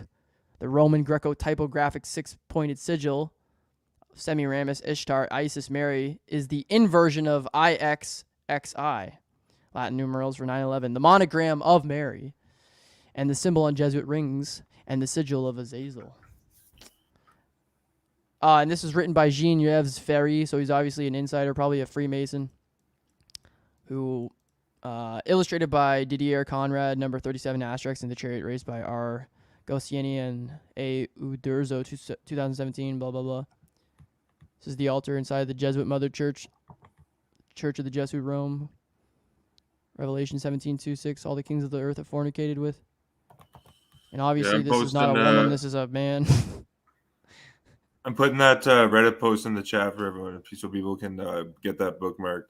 It's an incredible find. Yeah, it shows the whole predictive programming into the CV-19.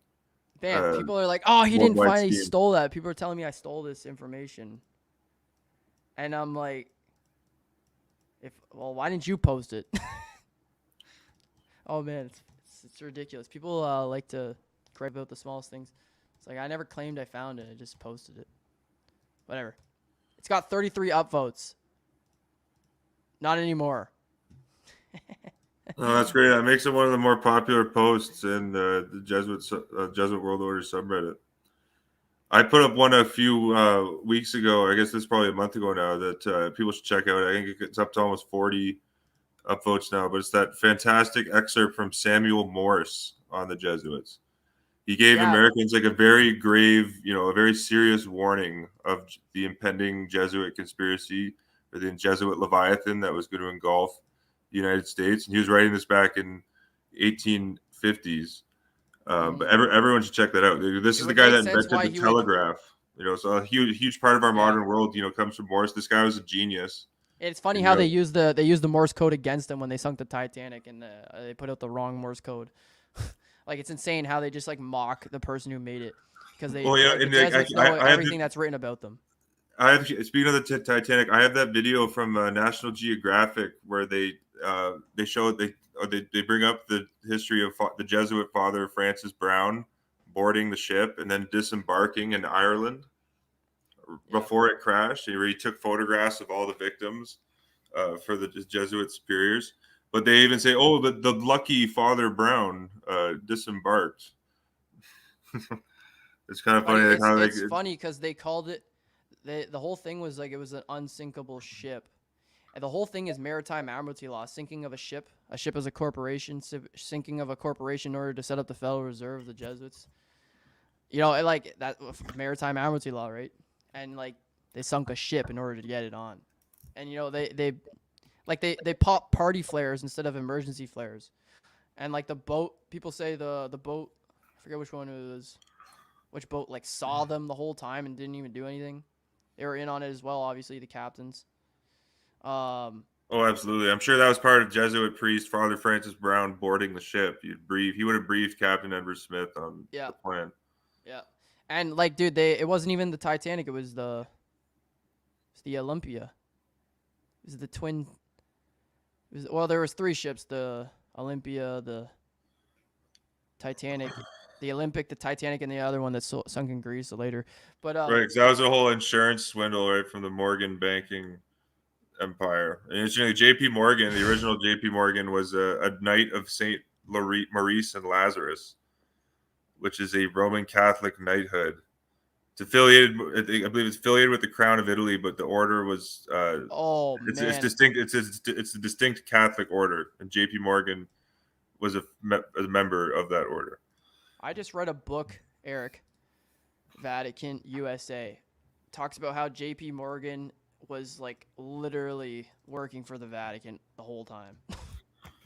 Oh, actually, speaking of that, absolutely, everyone should check out your audiobook of that. I actually have my physical copy. Oh, your physical copies got here. Such a good cover. Yeah, everyone should check it. Everyone should get this book. This is actually an amazing find. I got this for like $12 on the internet. Look at that. There it is. Vatican US Incorporated. And this ties into the history we were talking about earlier in the very beginning of the stream. You know, how the Jesuits were involved with the founding of the British East India Company.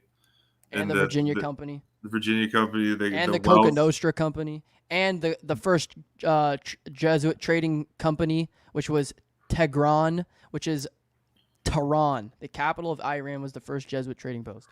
Set up by Francis Xavier. Boom. Well, the Jesuits are the current Iranian government is very connected with the Vatican.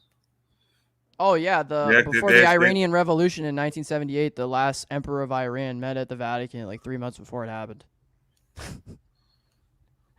So he went and got his marching orders. I find so much stuff, man. Like I don't know what to post. You find so much stuff, and you're like,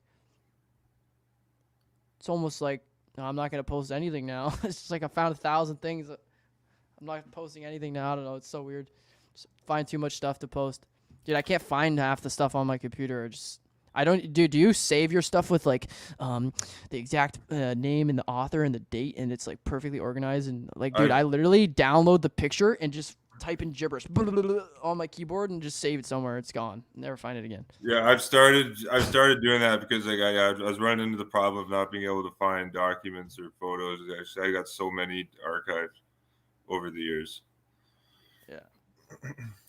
Yeah, but now it's kind of tedious. But yeah, I type out like the full title, author. Yeah, I used to do that, and then I got lazy.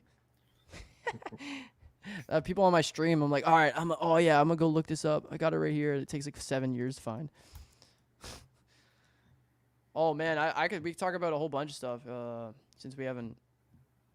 Oh, you wanted to Well, interesting. I would just say you made your point just by writing that article about the sigil of Mary being a connection with 9/11. How it's like an inverted. Oh yeah. 9/11. Interestingly, just last couple of weeks ago with YouTube, I was attempting to actually upload a video, kind of mirrored from the Smithsonian channel, where they have the Roman Catholic priest Father McGraw speaking about, because on the day of 9/11, Father McGraw was right there at the Pentagon, and he says he witnessed, the 2 planes flying into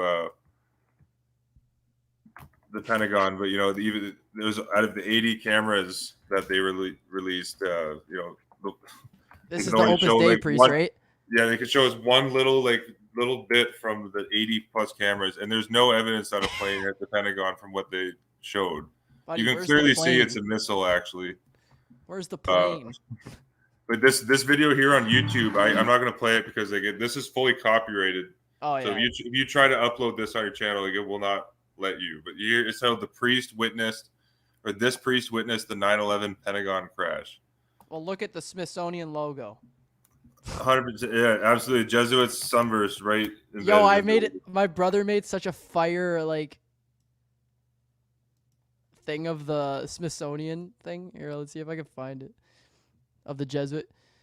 Here, yeah. This is the one I put up a while ago. Yeah, I just contrasted it. Dinosaurs made out of plaster, bro, that weren't found until 1800s. Okay, yeah. Right. But it's amazing just as this guy, you can just see this guy's affiliated with Opus Dei, this Father Stephen McGraw, this supposed priest witness on 9/11. You can actually see, as he says, I was driving on the freeway, I turned around and I see the planes hitting the Pentagon. He does a gulp because he knows he's obviously so full of shit. But it's interesting to watch, but it's amazing. And then he says, I was there right on the grounds, with my Bible in hand, praying, and praying for people. It's so over the top, Jesuit theater propaganda. They don't read the Bible. For his barbed wire around his nutsack. And of course, the head of the CIA at this time was Jesuit trained at Georgetown, George Tenet. The deputy director of the CIA, Jesuit trained John Brennan from Fordham University. The head of the FBI, Robert Mueller, at this time became the very first executive in residence at Jesuit Georgetown University later in 2013. And he was behind that whole Jesuit theater psyop with the Mueller report saga during the Trump presidency, which was just designed to divide Americans politically and polarize them. Same thing. That's kind of what's just going on with the January 6th theater. There's Jesuit actors on both sides, the Trump camp and the Democrats. But just with the Pentagon, though, we could bring up the history of how the Pentagon itself was the architect, and the Pentagon was September 11th, 1941, when the Pentagon broke ground. The Pentagon broke ground on September 11th, and the guy who designed it was a Knight of Malta. He was multiple papal knighted, but a Knight of Malta. Also, this guy was a Knight of St. Gregory, Jesuit educated, devout Roman Catholic. John McShane was the lead architect of the U.S. Pentagon. And then, so that shows you that the U.S. military is the sword arm of the Catholic Church. And it's the U.S. military which enforces, the Vatican Jesuits' cartel capitalistic, world order. With the Monroe Doctrine. A member of the Bavarian Illuminati. What's his face? Nicholas de Bonneville. He wrote a book called "The Jesuits Chased Out of Freemasonry and Their Dagger Shattered." He's not saying that they were chased out of Freemasonry. His book is about trying to chase them out of Freemasonry. Anyways, he was unknowingly working for them, and he knew it. And he was pretty. I got your screen share up now, though. Oh yeah, that's a great contrast. Oh, the Smithsonian. Well, check out this one. This one's even funnier. And people, I'm just saying about that Bonneville book. I do recommend people check that out. There was an English translation that was done fairly recently, I think in 2011. And it is good information because you see, that the whole system of modern Freemasonry was concocted and created by the Jesuits. And that's shown in the names, even the minute details with, the names of their degrees. The mottos of their degrees, like the motto of the 32nd degree of Scottish Rite Freemasonry is the motto of the Jesuit order, Ad Morgium Del Gloriam. And I'd say almost all the prominent Masonic historians, admit that. Even Manly P. Hall will tell you the Jesuits were involved with Freemasonry. Like Manly P. Hall of all people. Every single one writes it. Dude, look at this.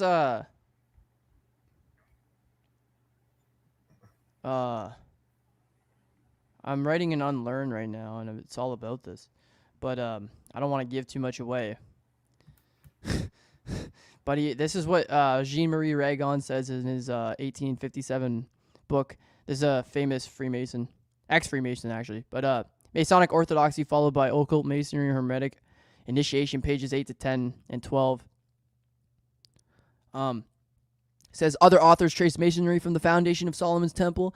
It is to be a stranger to any initiatory inspiration to conceive of such an origin, which gave birth to the Levitic, Biblical, Solomonian degrees, to the York Rite of or Masonry of the Royal Arch, etc.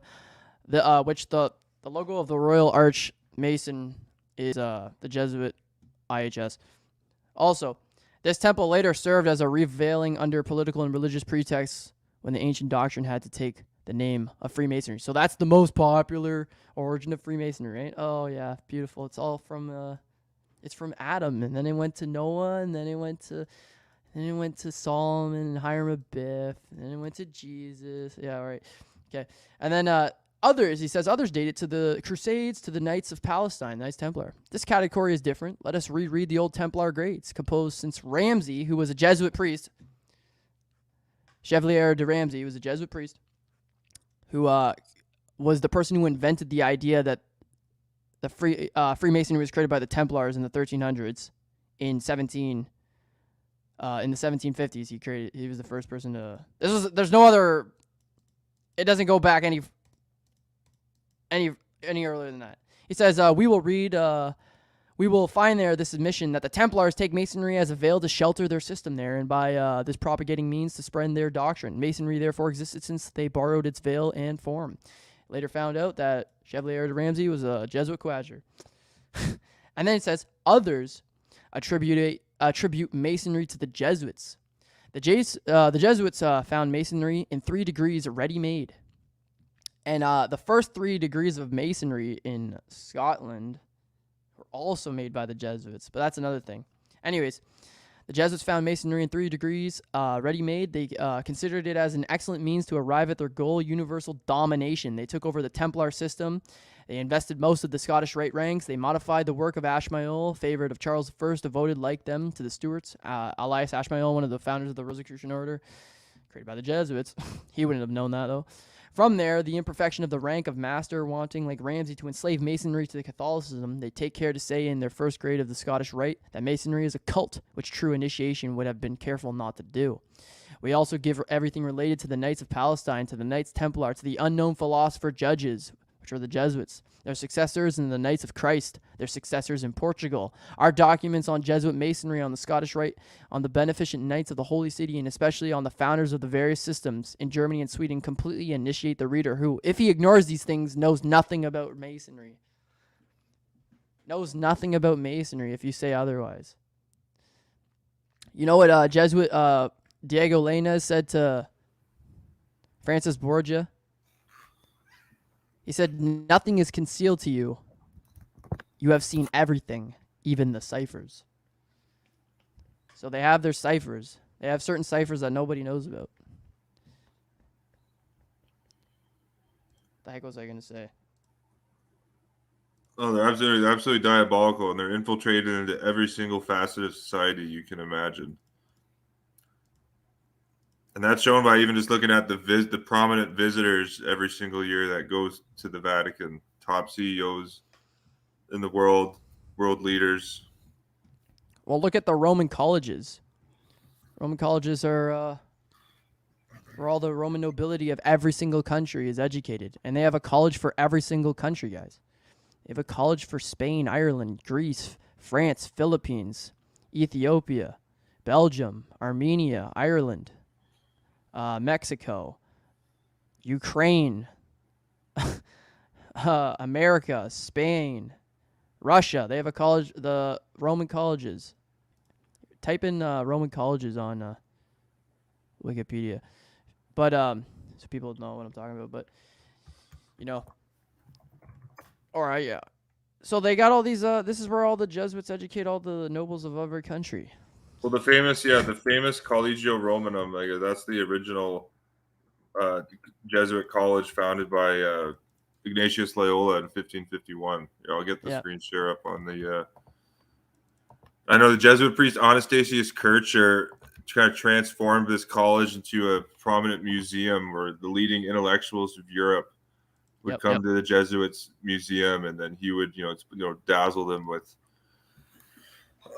his, fraudulent Egyptology theories, as Sir Robert Wallace Budge exposed Jesuit Anastasius Kircher. But he would wow them, like a lot of artifacts. They would have like the obelisks.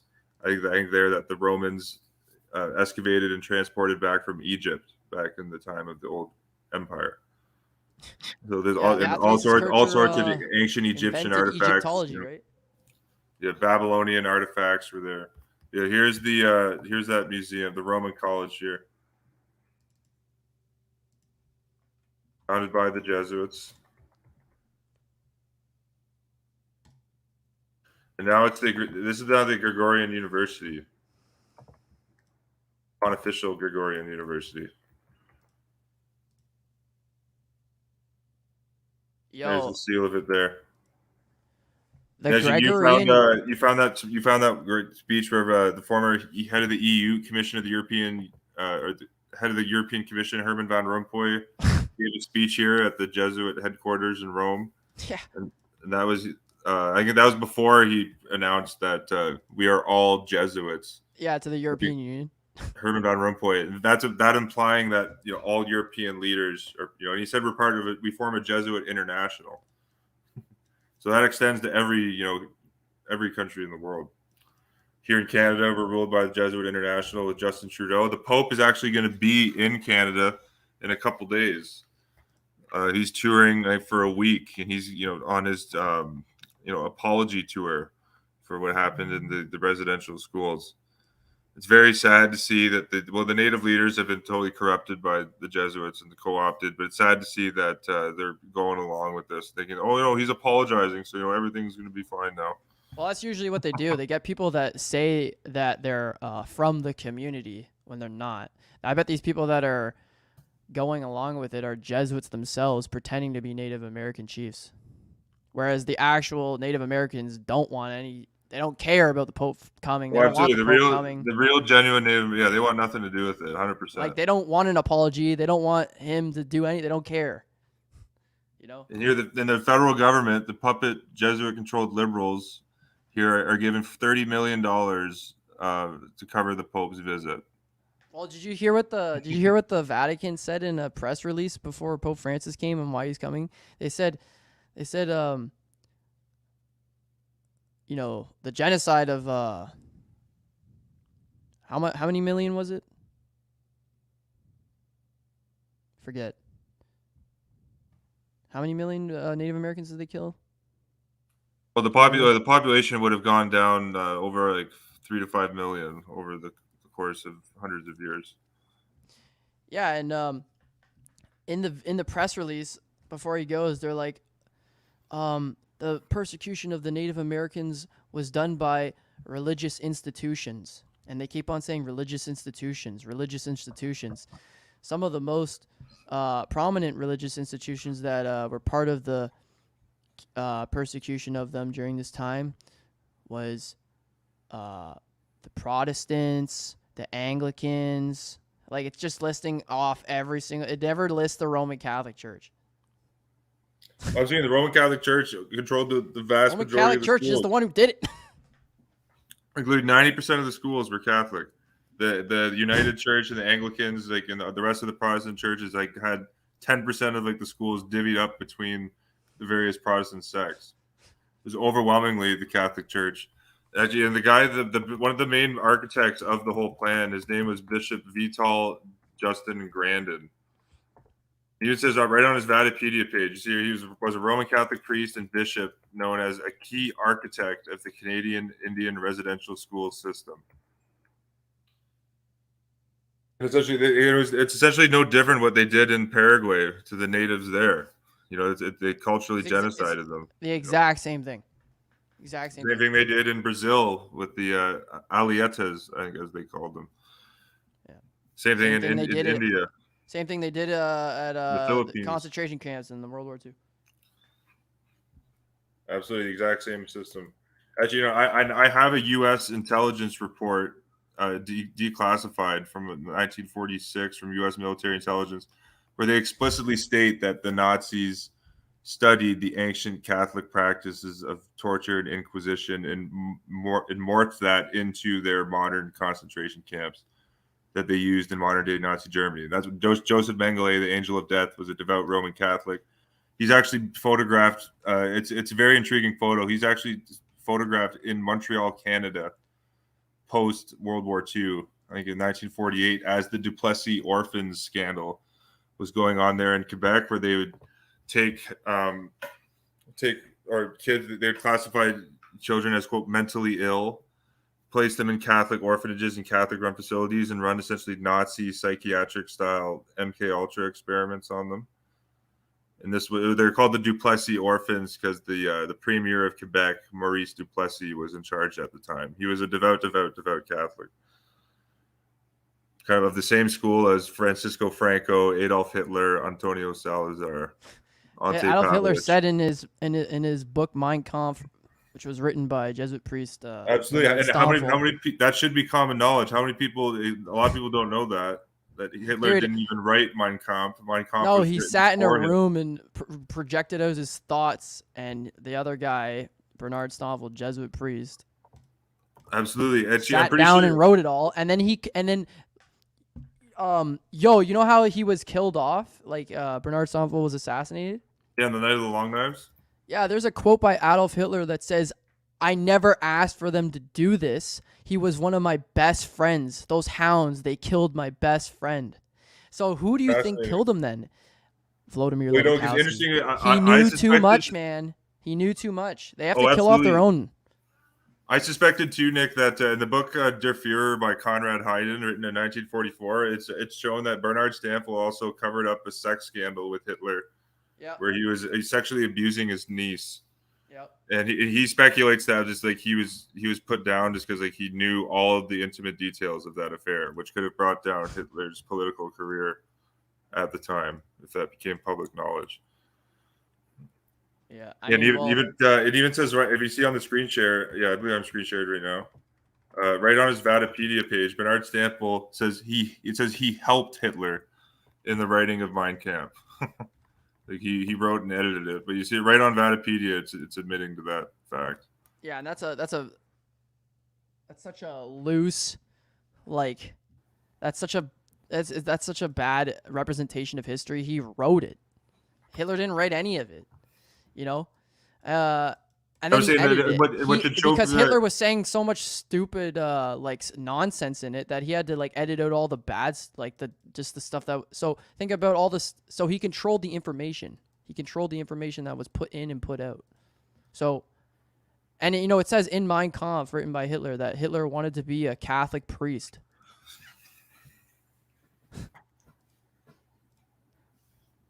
Oh, absolutely. He absolutely admired the Catholic Church. On his birth certificate, it says his mom's Roman Catholic, it says his dad's Roman Catholic, and it says he's baptized Roman Catholic on his birth certificate. Yeah, he was born to Catholic parents in Catholic Austria.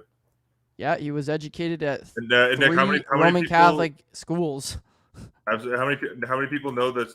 It's just, again, this should be common knowledge, just because like the affiliation with Nazism and Catholicism. How many people know that a Knight of Malta was Hitler's vice chancellor? Yeah, Franz von Papen, who was actually Chancellor of Germany right before Hitler and handed over the chancellorship to Hitler to allow the Nazis to come to power. Yeah, and Franz von Papen was Jesuit educated, and he was going to be a Jesuit priest, he said. It's always they were going to be a Jesuit priest, but then they got out of the seminary. Well, another one that Felix Derichinsky was another one of those guys, the head of the first director of the Bolshevik Soviet intelligence service, the Cheka. He was going to become a Jesuit priest. He was actually Polish, and he was in charge of Russia's intelligence service. And I would just say that this guy is a perfect example of the Vatican's relationship to fascism, and just shows that the Vatican does not believe in a free society whatsoever. It should be abundantly clear. But the Joseph Tiso was a full-on Catholic priest and president of fascist Slovakia, the puppet state of Nazi Germany. He was president of 6 years from October 1939 to April 1945. He was actually executed. So I think they wanted to execute this guy just to kind of bury the history with it. They don't want it to become known that a Roman Catholic priest was literally the president of a full-on fascist state during World War II. Like, this guy was bragging that he killed the Jews better than Hitler, and he's a Catholic priest, fully ordained. He was promoted within the church. He later became a Monsignor after his dictatorship took place. So kind of like a modern day Torquemada.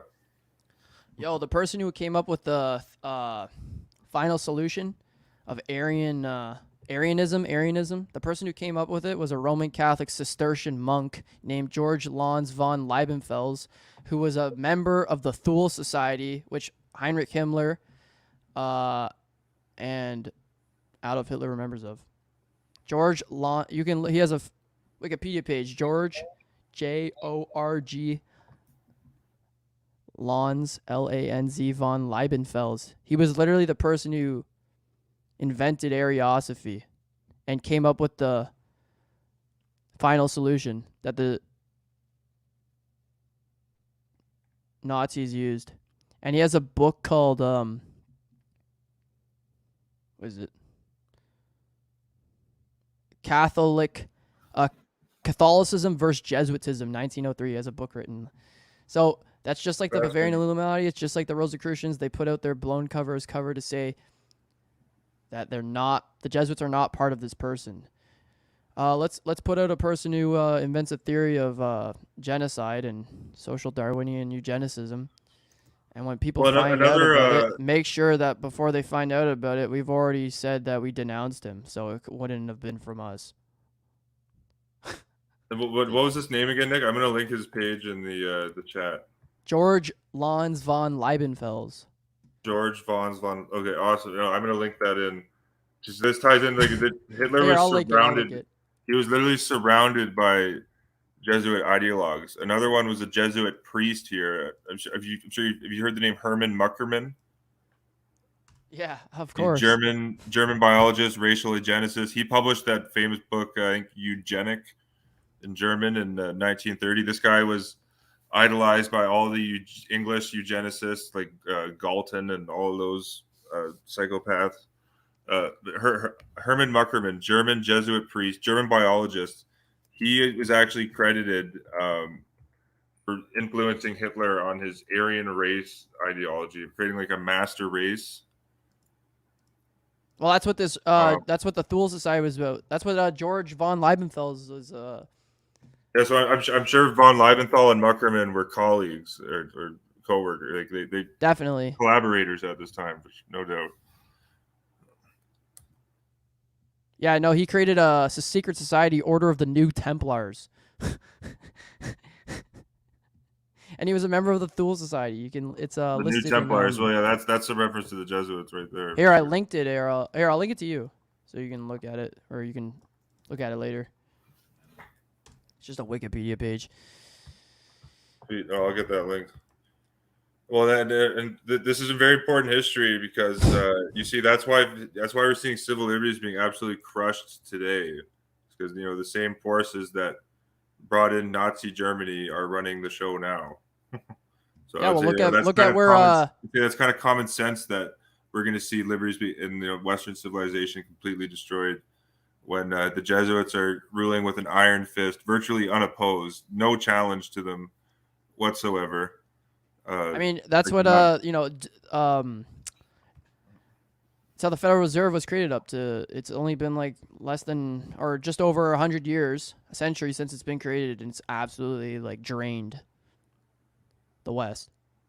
Like it was literally a Trojan horse. As you know, and that was set up. That was helped set up by Jesuit priest. What is it? Edward Mandel House.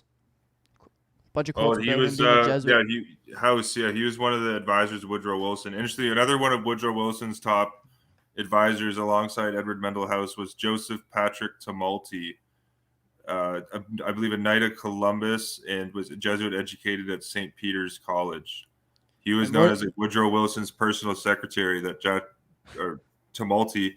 And then you had the Chief Justice at this time, Edward Douglas White, who, when the Federal Reserve Act was signed into law, Chief Justice went to Jesuit Georgetown, where he was a member of the Philademic Society, which is like the elitist Jesuit debating club at Georgetown.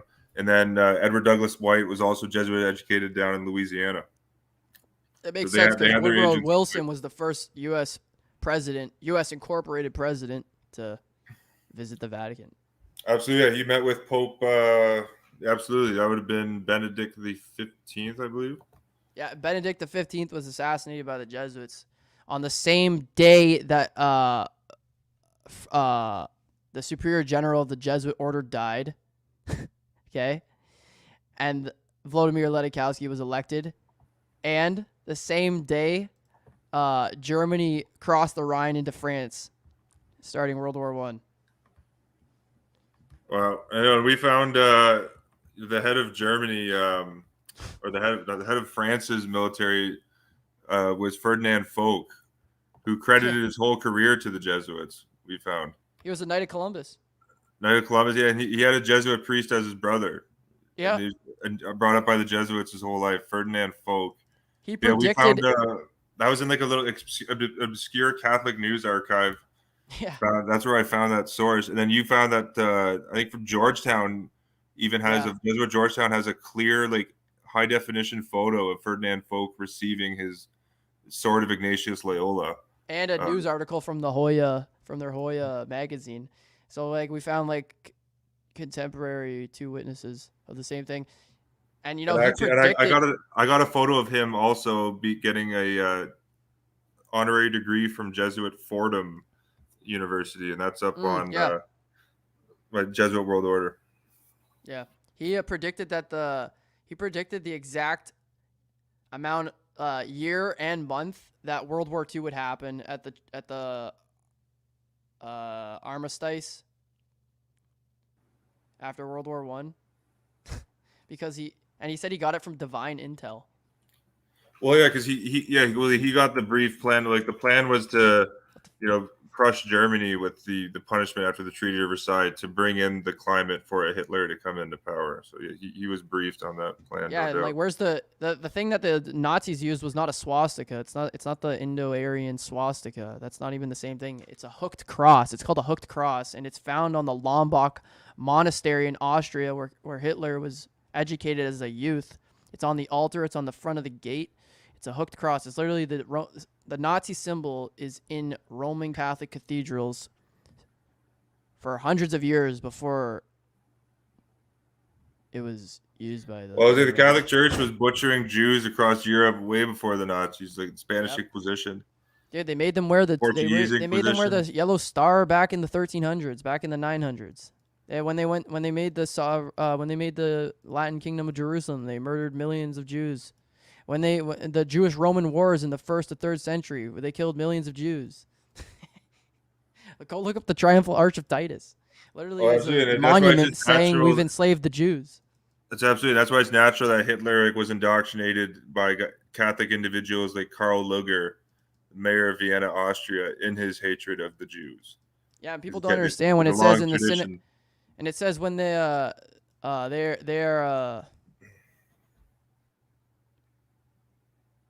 a synagogue of Satan who say they are Jews and are not. That's because the Roman Catholic Church claims the right to the land of Israel. So they are claiming to be Jews when they are not. So they're not Jews. It's so funny how people misinterpret that quote so badly. They think it says who say they are Jews and are not. So it's not Jews. They're like, the Jews run the world. Synagogue of Satan who says they are Jews and are not. You just literally contradicted yourself. It's the stupidest thing ever. Well, and also just on principle, the idea that the Jews control the world when they're such a tiny part of the world's population doesn't make. Dude, the founder of Zionism. The Catholic Church has over 1 billion. Like, Catholicism's over 1 billion people. Like, that has the infrastructure in place to exert worldwide control. The founder of Zionism, Theodore Herzl, said that. Sorry, what were you saying? I was just saying the founder of Zionism, Theodore Herzl, said the reason why Jews even got into usury was because the Roman Catholic Church forced the Jews into poverty to then buy and sell in usury. What do you think the ghetto was invented for? It's an Italian word to put the Jews into a ghetto. 1948, Israel's the Latin Kingdom of Jerusalem, set up by the Vatican to be the worldwide ghetto of the Jews to exterminate them. It's a big giant springboard. Well, yeah, didn't you say that you found the founder of the ADL? Kind of like you admitted this, or you keep. Oh, the Anti-Defamation League. Yeah, the same Anti-Defamation League that gives out the Jesuit, or they give out an award named after Jesuit priest Augustine Bay. And they had a Roman Catholic. Who was the head of the ADL recently? The ADL quotes Jesuit America magazines, like since their inception. They were pretty much like synonymous magazines, like since the founding of the Anti-Defamation League. All for like to quote all their like reasons why they disagree with certain things in their magazine.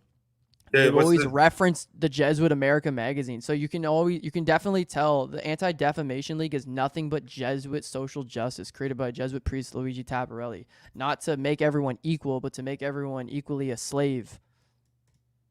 That's all it is. Absolutely. And the recent head of not the current leader, but the previous head of the Anti-Defamation League, Abraham Foxman, he was a national director of ADL from 1987 to 2015.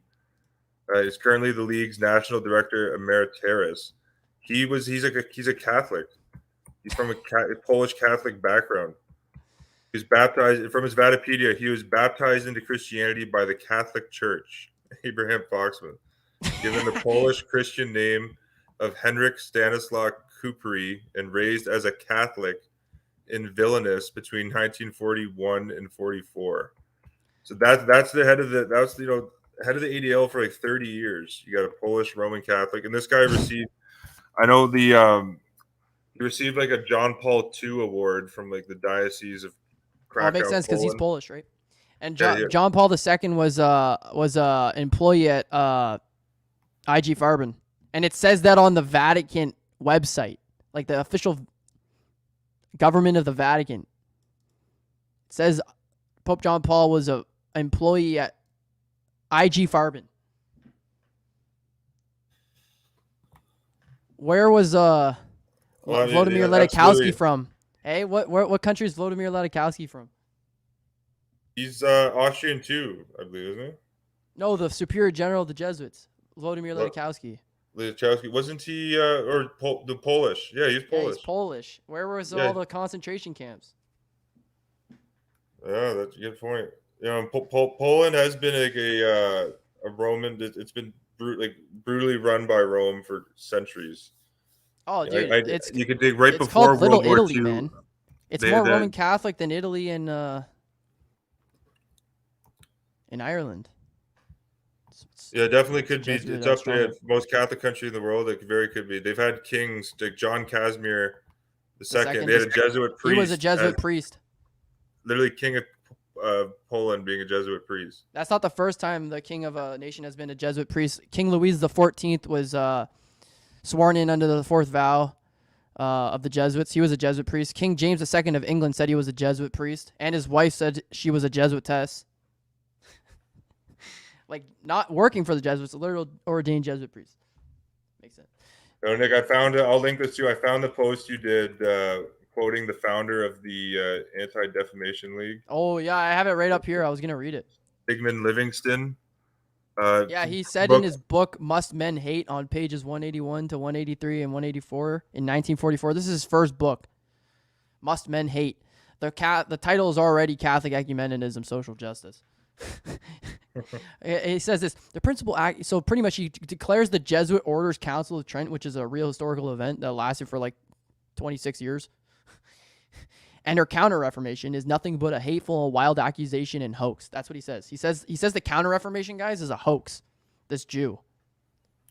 This papal court Jew. He says that tells you everything about the ADL. And I would say that's why the ADL went along with all the Jesuit COVID narrative, like lock, stock, and barrel. They go along with all of the Vatican narratives that they're because these guys aren't Jews, man. None of these guys are Jews.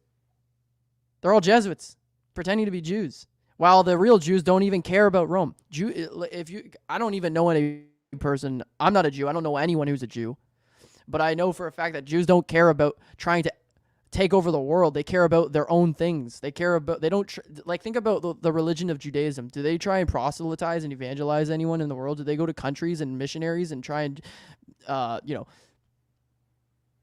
Oh, exactly. There's compared get people to follow their religion? No, they don't. That's the Catholic Absolutely. Think of the history of the Jesuits. Jesuits were literally sent to every single continent on the earth to convert. Yeah, when did the Jews do that? The native populations. It's so stupid, man. When did the Jews go to the most remote island in the middle of the Pacific Ocean that is filled with 3 people and they're cannibals that no one's ever visited in 1,000 years? When did the Jews do that? Okay. The Jesuits went to the tundras of Siberia. They went to the deserts of the Sahara. They went to the jungles of the Amazon. They went to the oceans. They unturned the rocks of the quarries, man. They studied the plants and they wrote down the ciphers. They went to Beijing and said, "Here am I." They went to China. They went everywhere. They went to North America. They went to Antarctica. They know everything. They know it. Yeah, some guy posted that on Jesuit Order recently. Actually, I think a Jesuit source, like from a Jesuit blog, but there's all sorts of information about their activities in Antarctica. People type in Antarctica on the search bar in Jesuit World Order. I recommend you check that out. Yeah, well, basically, the Sigmund Livingston, his real name is Sigmund G. Livingston. Like, his middle name is G for the Superior General of the Order, the Jesuit Order. But this guy was obviously a papal court Jew, if he wasn't even a Jew. He was definitely probably not. Anyways, he also founded the famous secret society B'nai B'nai, bro, that supposedly controls the world. Anyways, he pretty much denounces the entire Roman Catholic Church as having to do anything bad in the world. He says he says this: the principal accusations charged against the Catholics in this country were that they owed allegiance to the Pope, which so he calls the syllabus of errors a hoax. Think about that, okay? And he's talking about the American country, which conflicted with their allegiance to this country, that they conspired to make this a Catholic country under the domination of the Pope. That is what they did. The priests of the church were guilty of lasciviousness. Yes, that's what Abraham Lincoln said. He said the Civil War would have never been possible without the Jesuits, assassinated by the Jesuits. That in the monasteries, priests and nuns took part in licentious practices. They do. The monasteries are the brothels of the priests. That the illegitimate children of the priests were killed and buried in the grounds of the monasteries. Go ask the Native Americans about that. That arms and ammunition were stored in concealment, principally in basements of churches. Yes. They go look up Raytheon. Go look up Lockheed Martin, owned by the Jesuits. That the Jesuits, both male and female, were scattered throughout the country in a grand plot according to a design of the Vatican. They have provinces, they have colleges, they have institutions, they have monasteries. Well, let me say, Nick, on Raytheon, people should check out this. I actually did a post on Raytheon. I did. Some of the links may be dead now because this is like a year and a half ago, but as of a year and a half ago, like 80% of the Raytheon executive structure had open Jesuit degrees. Yeah. So that's that tells you. But yeah, keep going. Yeah, like the same Raytheon, weapons that are like being, launched out of Predator drone missiles on children in Yemen, while the whole world bands together for a hoaxed war that happened in Ukraine, while at the same time, 350,000 people have died since 2017 in Yemen. No one talks about it. Okay. Absolutely, Raytheon weapons routinely get in the hands of ISIS fighters. The Islamic bands that have been set up by the Western intelligence apparatuses to create perpetual war. Yeah. And corporate donations, Nick, they get routinely. Raytheon alone gets about $15 billion from taxpayers every year. The last 2 U.S. Secretaries of Defense, or I call it the Secretary of Offense, Roman offense. The Secretary of Offense, Lloyd Austin, Black Roman Catholic. He was a former lobbyist at Raytheon, or actually was on their board of directors before he got his current job. And before him, Mark Esper, Trump's last pick to be Secretary of Defense, he was the top government lobbyist at Raytheon. So the 2 consecutive U.S. Secretary of Defense have come straight from such classic social justice. It's such classic social justice that they, like, after you saw like the whole like well, it's still going on with the Black Lives Matter social justice thing. Like the Black Panthers were founded by a Jesuit priest, Eugene Boyle, but like the whole like social justice thing about like that you see like everywhere, that like black people are now the heads of all these corporations and like companies and news agencies, and like anything important is there's a black person on the commercial, there's a black person in it. So you didn't get the job, Eric, because you are skilled and because you worked so hard your whole life to learn how to do things very well, and you put in all the practice and you learned and you studied and you practiced and you got good at what you do. You didn't get hired because of that. You got hired because of the skin color.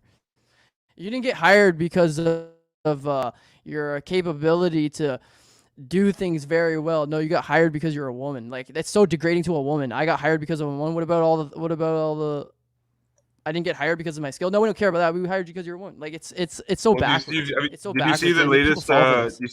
You see the latest press secretary that Roman Catholic Biden put in? I think her name's Karine Jean-Pierre, the black lesbian lady, spokeswoman now for like Joe Biden's literally like a Jesuit Manchurian candidate. The guy's literally like a demented, like you can barely even read out of. That guy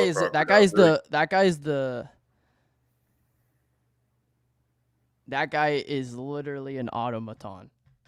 Like, well, absolutely the perfect Jesuit automaton. He's a mannequin. But his latest press secretary that Jesuit Biden put in, Karine Jean-Pierre, like it's so bad. Like, and they only put her in, like you said, because like she's a black lesbian. But she's so incompetent that like she has to, like when she's answering questions, she has to kind of frantically search through her notes. Like to like she like if she gets to ask a question on inflation, she's like, I have to go to the inflation part of the okay, this is what I have to say. And then she just reads right off her cue cards. Like she's not capable of like engaging with reporters. No, it's a big. The whole thing about social justice is hypocrisy.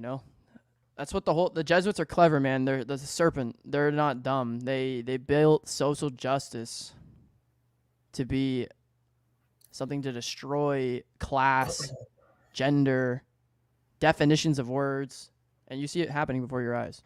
It's a tactic they do. They put in a person of color. It's like, and those people actually end up being bigger puppets. Like Kamala Harris, she's being touted as the first female person of color vice president, and she literally covered up a massive scandal while she was DA in San Francisco, where she destroyed thousands of documents which would have incriminated pedophile Catholic priests in San Francisco. Educated at Jesuit Seattle University.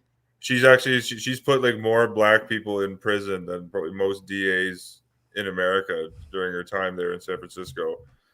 And there's never been a black pope though. But she's a fighter for social justice, just because she's a black woman. Or like the current Shalonda Young, the current head of the office budget of or the budget of office of, what do they call it? The Office of Budget and Management. If you look up her name, Shalonda Young, she's the first black woman in that position, and she went to Jesuit Loyola University, New Orleans.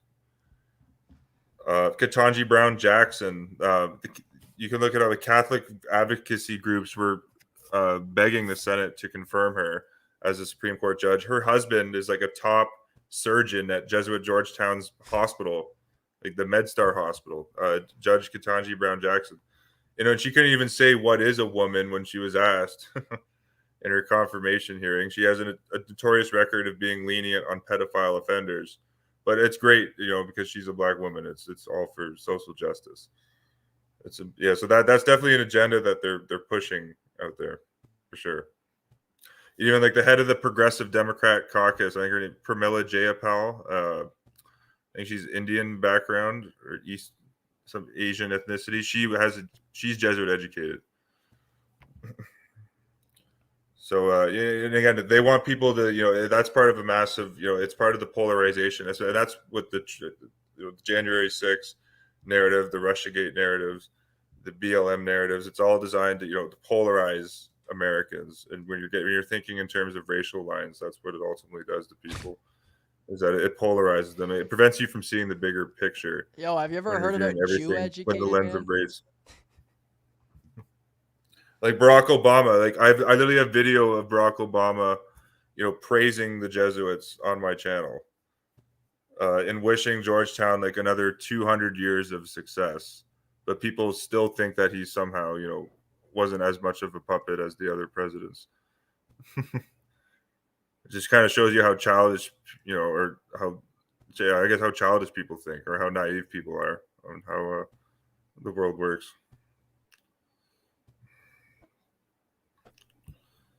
Well, and of course, if you go back exactly in history, the Jesuits have backed every sort of ethnic superiority. Like they believe in. Sorry, what are you saying? I was just saying, like, if you go back in time, you'll find Jesuits who are, white supremacists. Eric, can you hear me? Can you hear me? Oh, no, I can hear you. Yeah, I can hear you. Am I muted? Yeah, you're going in and out a little bit, but I got your audio. Check. Can you hear me? Yeah, I got you there. Here, I'll even My come audio back. good for you? Well, interesting, Nick, I found one of I'm sure you've heard of the 1619 project in America. Actually, let me just see. I'll get a little screen share of it. This is like a perfect example of like a divisive racial issue that the Jesuits are using to just polarize people and inflame emotions. But Nicole Hannah Jones is her name. She's the founder of the 1611 project. And she went to Catholic Notre Dame University. This is a project where they're now like teaching kids in school that, it's just inherently divisive. They're saying that America was founded, just to prey on Black Americans. But Nicole Hannah Jones is the developer of it. She went to the University of Catholic University of Notre Dame. There you go. Or she earned her Bachelor of Arts degree in African American Studies. Nick's kicked out of the stream. I'll get you back in. Yo, sup? Can you hear me now? Yeah. So that's that's definitely a big, definitely a lot of racial psyops are going on, no doubt. I was just gonna say, like, remember what Ignatius Loyola said? He said, what did he say? He said, if we wish to be sure we are right in all things, we should always be ready to accept this principle. I will believe that the white I see is black if the hierarchical church so defines it. So, believing nothing is real while believing that everything is acceptable, right? That's where I actually think George Orwell got 2 + 2 = 5. Because that's essentially what Loyola is saying. It's solipsism. It's solipsism. It was created. Solipsism was a word it had to be invented in order to describe the Jesuits. That's where the word ego comes from. Solipsism. It means the universe of the self. You don't believe anything exists except for yourself. Like everything you see was created in your head. Like the Jesuits believe they are the sun. They don't believe they're an allegory of the sun. They believe they are the sun. They created the sun. Why do you think they created the Big Bang, heliocentric globe, Earth cosmology? So that whole world believes they're revolving around the Jesuit order. Heliocentrism, man. It's solipsism. The Jesuits definitely. There's numerous texts where they say that the Pope is like the sun of the world who lightens and illuminates the nations of the world with his celestial rays. And I just wonder if George Orwell did. Primi Seculae Societatis Jesu. The first image picture of the Society of Jesus, famous book. Go look up the pictures in it. Basically, is a book about the Jesuits creating Freemasonry in the 1600s. About them being the sun. Can you hear me? Check. Oh, I got you. No, absolutely no. But do you have that? Do you have a copy of that you could link, or do you just have like a physical copy? Yeah, no, it's on the archive. You just type in Amagi, I don't know. Just type in Amagi Primi Seculae Societatis Jesu, or just type in the first image picture of Society of Jesus. It's pretty. Yeah, I mean, if you get that, if you can send that to me over Discord, I'll get that linked into the chat. And I was just saying with George Orwell, that famous quote of Loyola saying, "Well, we'll declare white as black and black as white if the hierarchy deems it." I think I do think that's where Orwell got his famous 2 + 2 = 5 from 1984. Just because I found this very interesting. George Orwell was not a fan of the Catholic Church. At least that's what this journal article alludes to. And it's titled "George Orwell's Anti-Catholicism" by author Leroy Spiller. He claims that George Orwell lived and died an enemy of the Catholic Church. That might be. I have to do more background into the man but definitely. It's very interesting because he was educated at a Roman Catholic convent, eh? He was. Yeah, actually, I recall George bringing that up. Hello. Hello. The audio. Oh, I got you. Yeah, I do recall that Orwell was educated at a Catholic convent, and he was a member of the Fabian Socialists, who George Bernard Shaw said that the Fabians who based were the their Jesuits of socialism structure off the Jesuit constitutions. Absolutely, yeah. Yes, that's named after a Roman emperor, a Roman general, Fabius Maximus.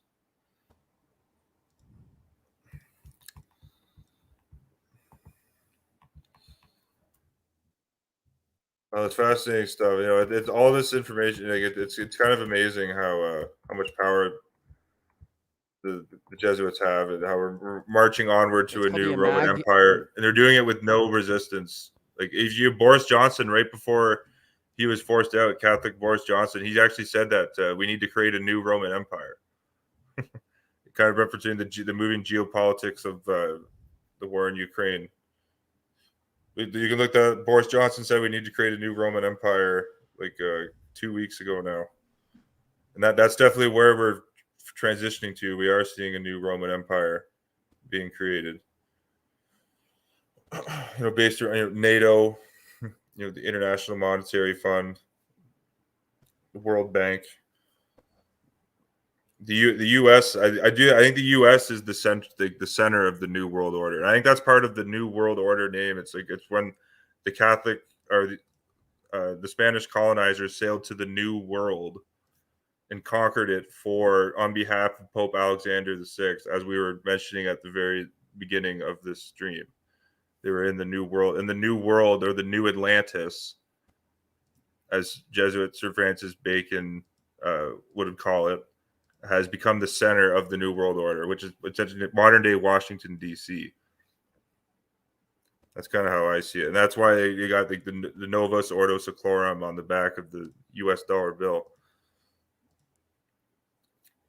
And I know you found many popes have been doing this, but you can find popes in their encyclicals have been calling for a New World Order for some time. I know Pope Paul VI and Populum Progresso calls for a New World Order. You found that Pope Francis called for a New World Order. Check. During the time of COVID. I know you sent me an interview I think you did with an Italian author from 2020. But the Vatican embodies internationalism and world government. Actually, you can think of they've been calling for a world government quite for some time.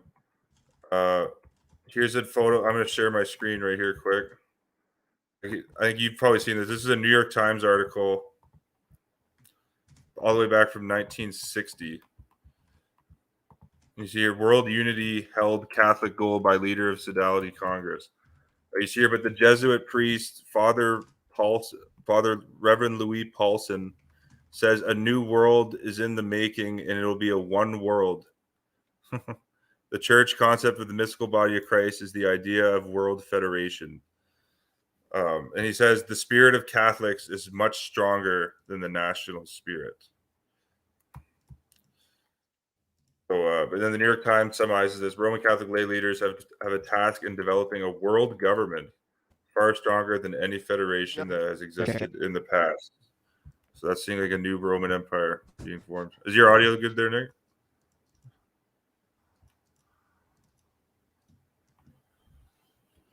Oh, check. Do you hear me good?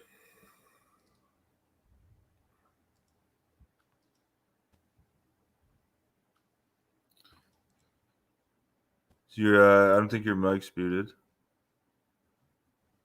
I think we're having some connection issues. It is getting kind of late, folks. We probably will sign off here shortly. Thank you all for tuning in tonight. I've had a blast catching up with Nick. We should definitely be doing more streams going forward, for sure. Yeah, it looks like we're having some connection issues. Maybe I'll remove you from the stream, Nick, and then invite you back. See if that fixes it.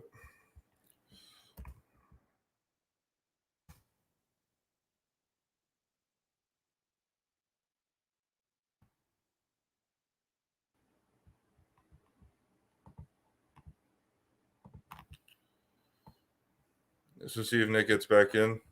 Yes, I'll read some of the comments while we're here.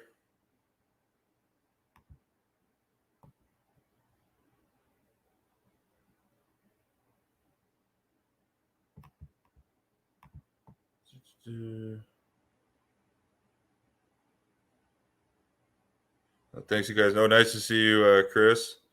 Actually, I know you mentioned too, Chris. I see you in the chat that you wanted to do a stream with me sometime, and I'm still up for that.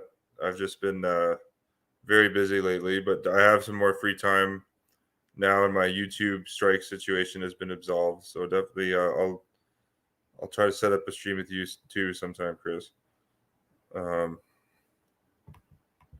Yeah, good IBM in the Holocaust, good book there. See, interestingly, there's a Jesuit priest. If you look up the Jesuit priest Roberto Busa, you see that there was known as there was like a Jesuit priest of IBM. Kind of had like their own Jesuit priest stationed there for a long period of time, and they did a full lemmatization of the works of St. Thomas Aquinas using IBM technology. His name is Roberto Busa, B-U-S-A. Very naturally, the Jesuits would be involved with IBM, a company that was a collaborator in the Holocaust in Nazi Germany. Yeah, but I think I'm probably going to call it there. I think Nick's having some connection issues. I appreciate you guys tuning in. Awesome, Chris. You still want to do a stream? Sweet. Yeah, I'll get that set up with you. I'd like to do a stream too. You put out great information. You've been doing videos for over 10 years now. So you got lots of great. I think it'd be a great conversation. So definitely we should set that up. But, thank you everyone for tuning in, and I'll catch you on the next video. Peace and love, everyone. All roads lead to Rome.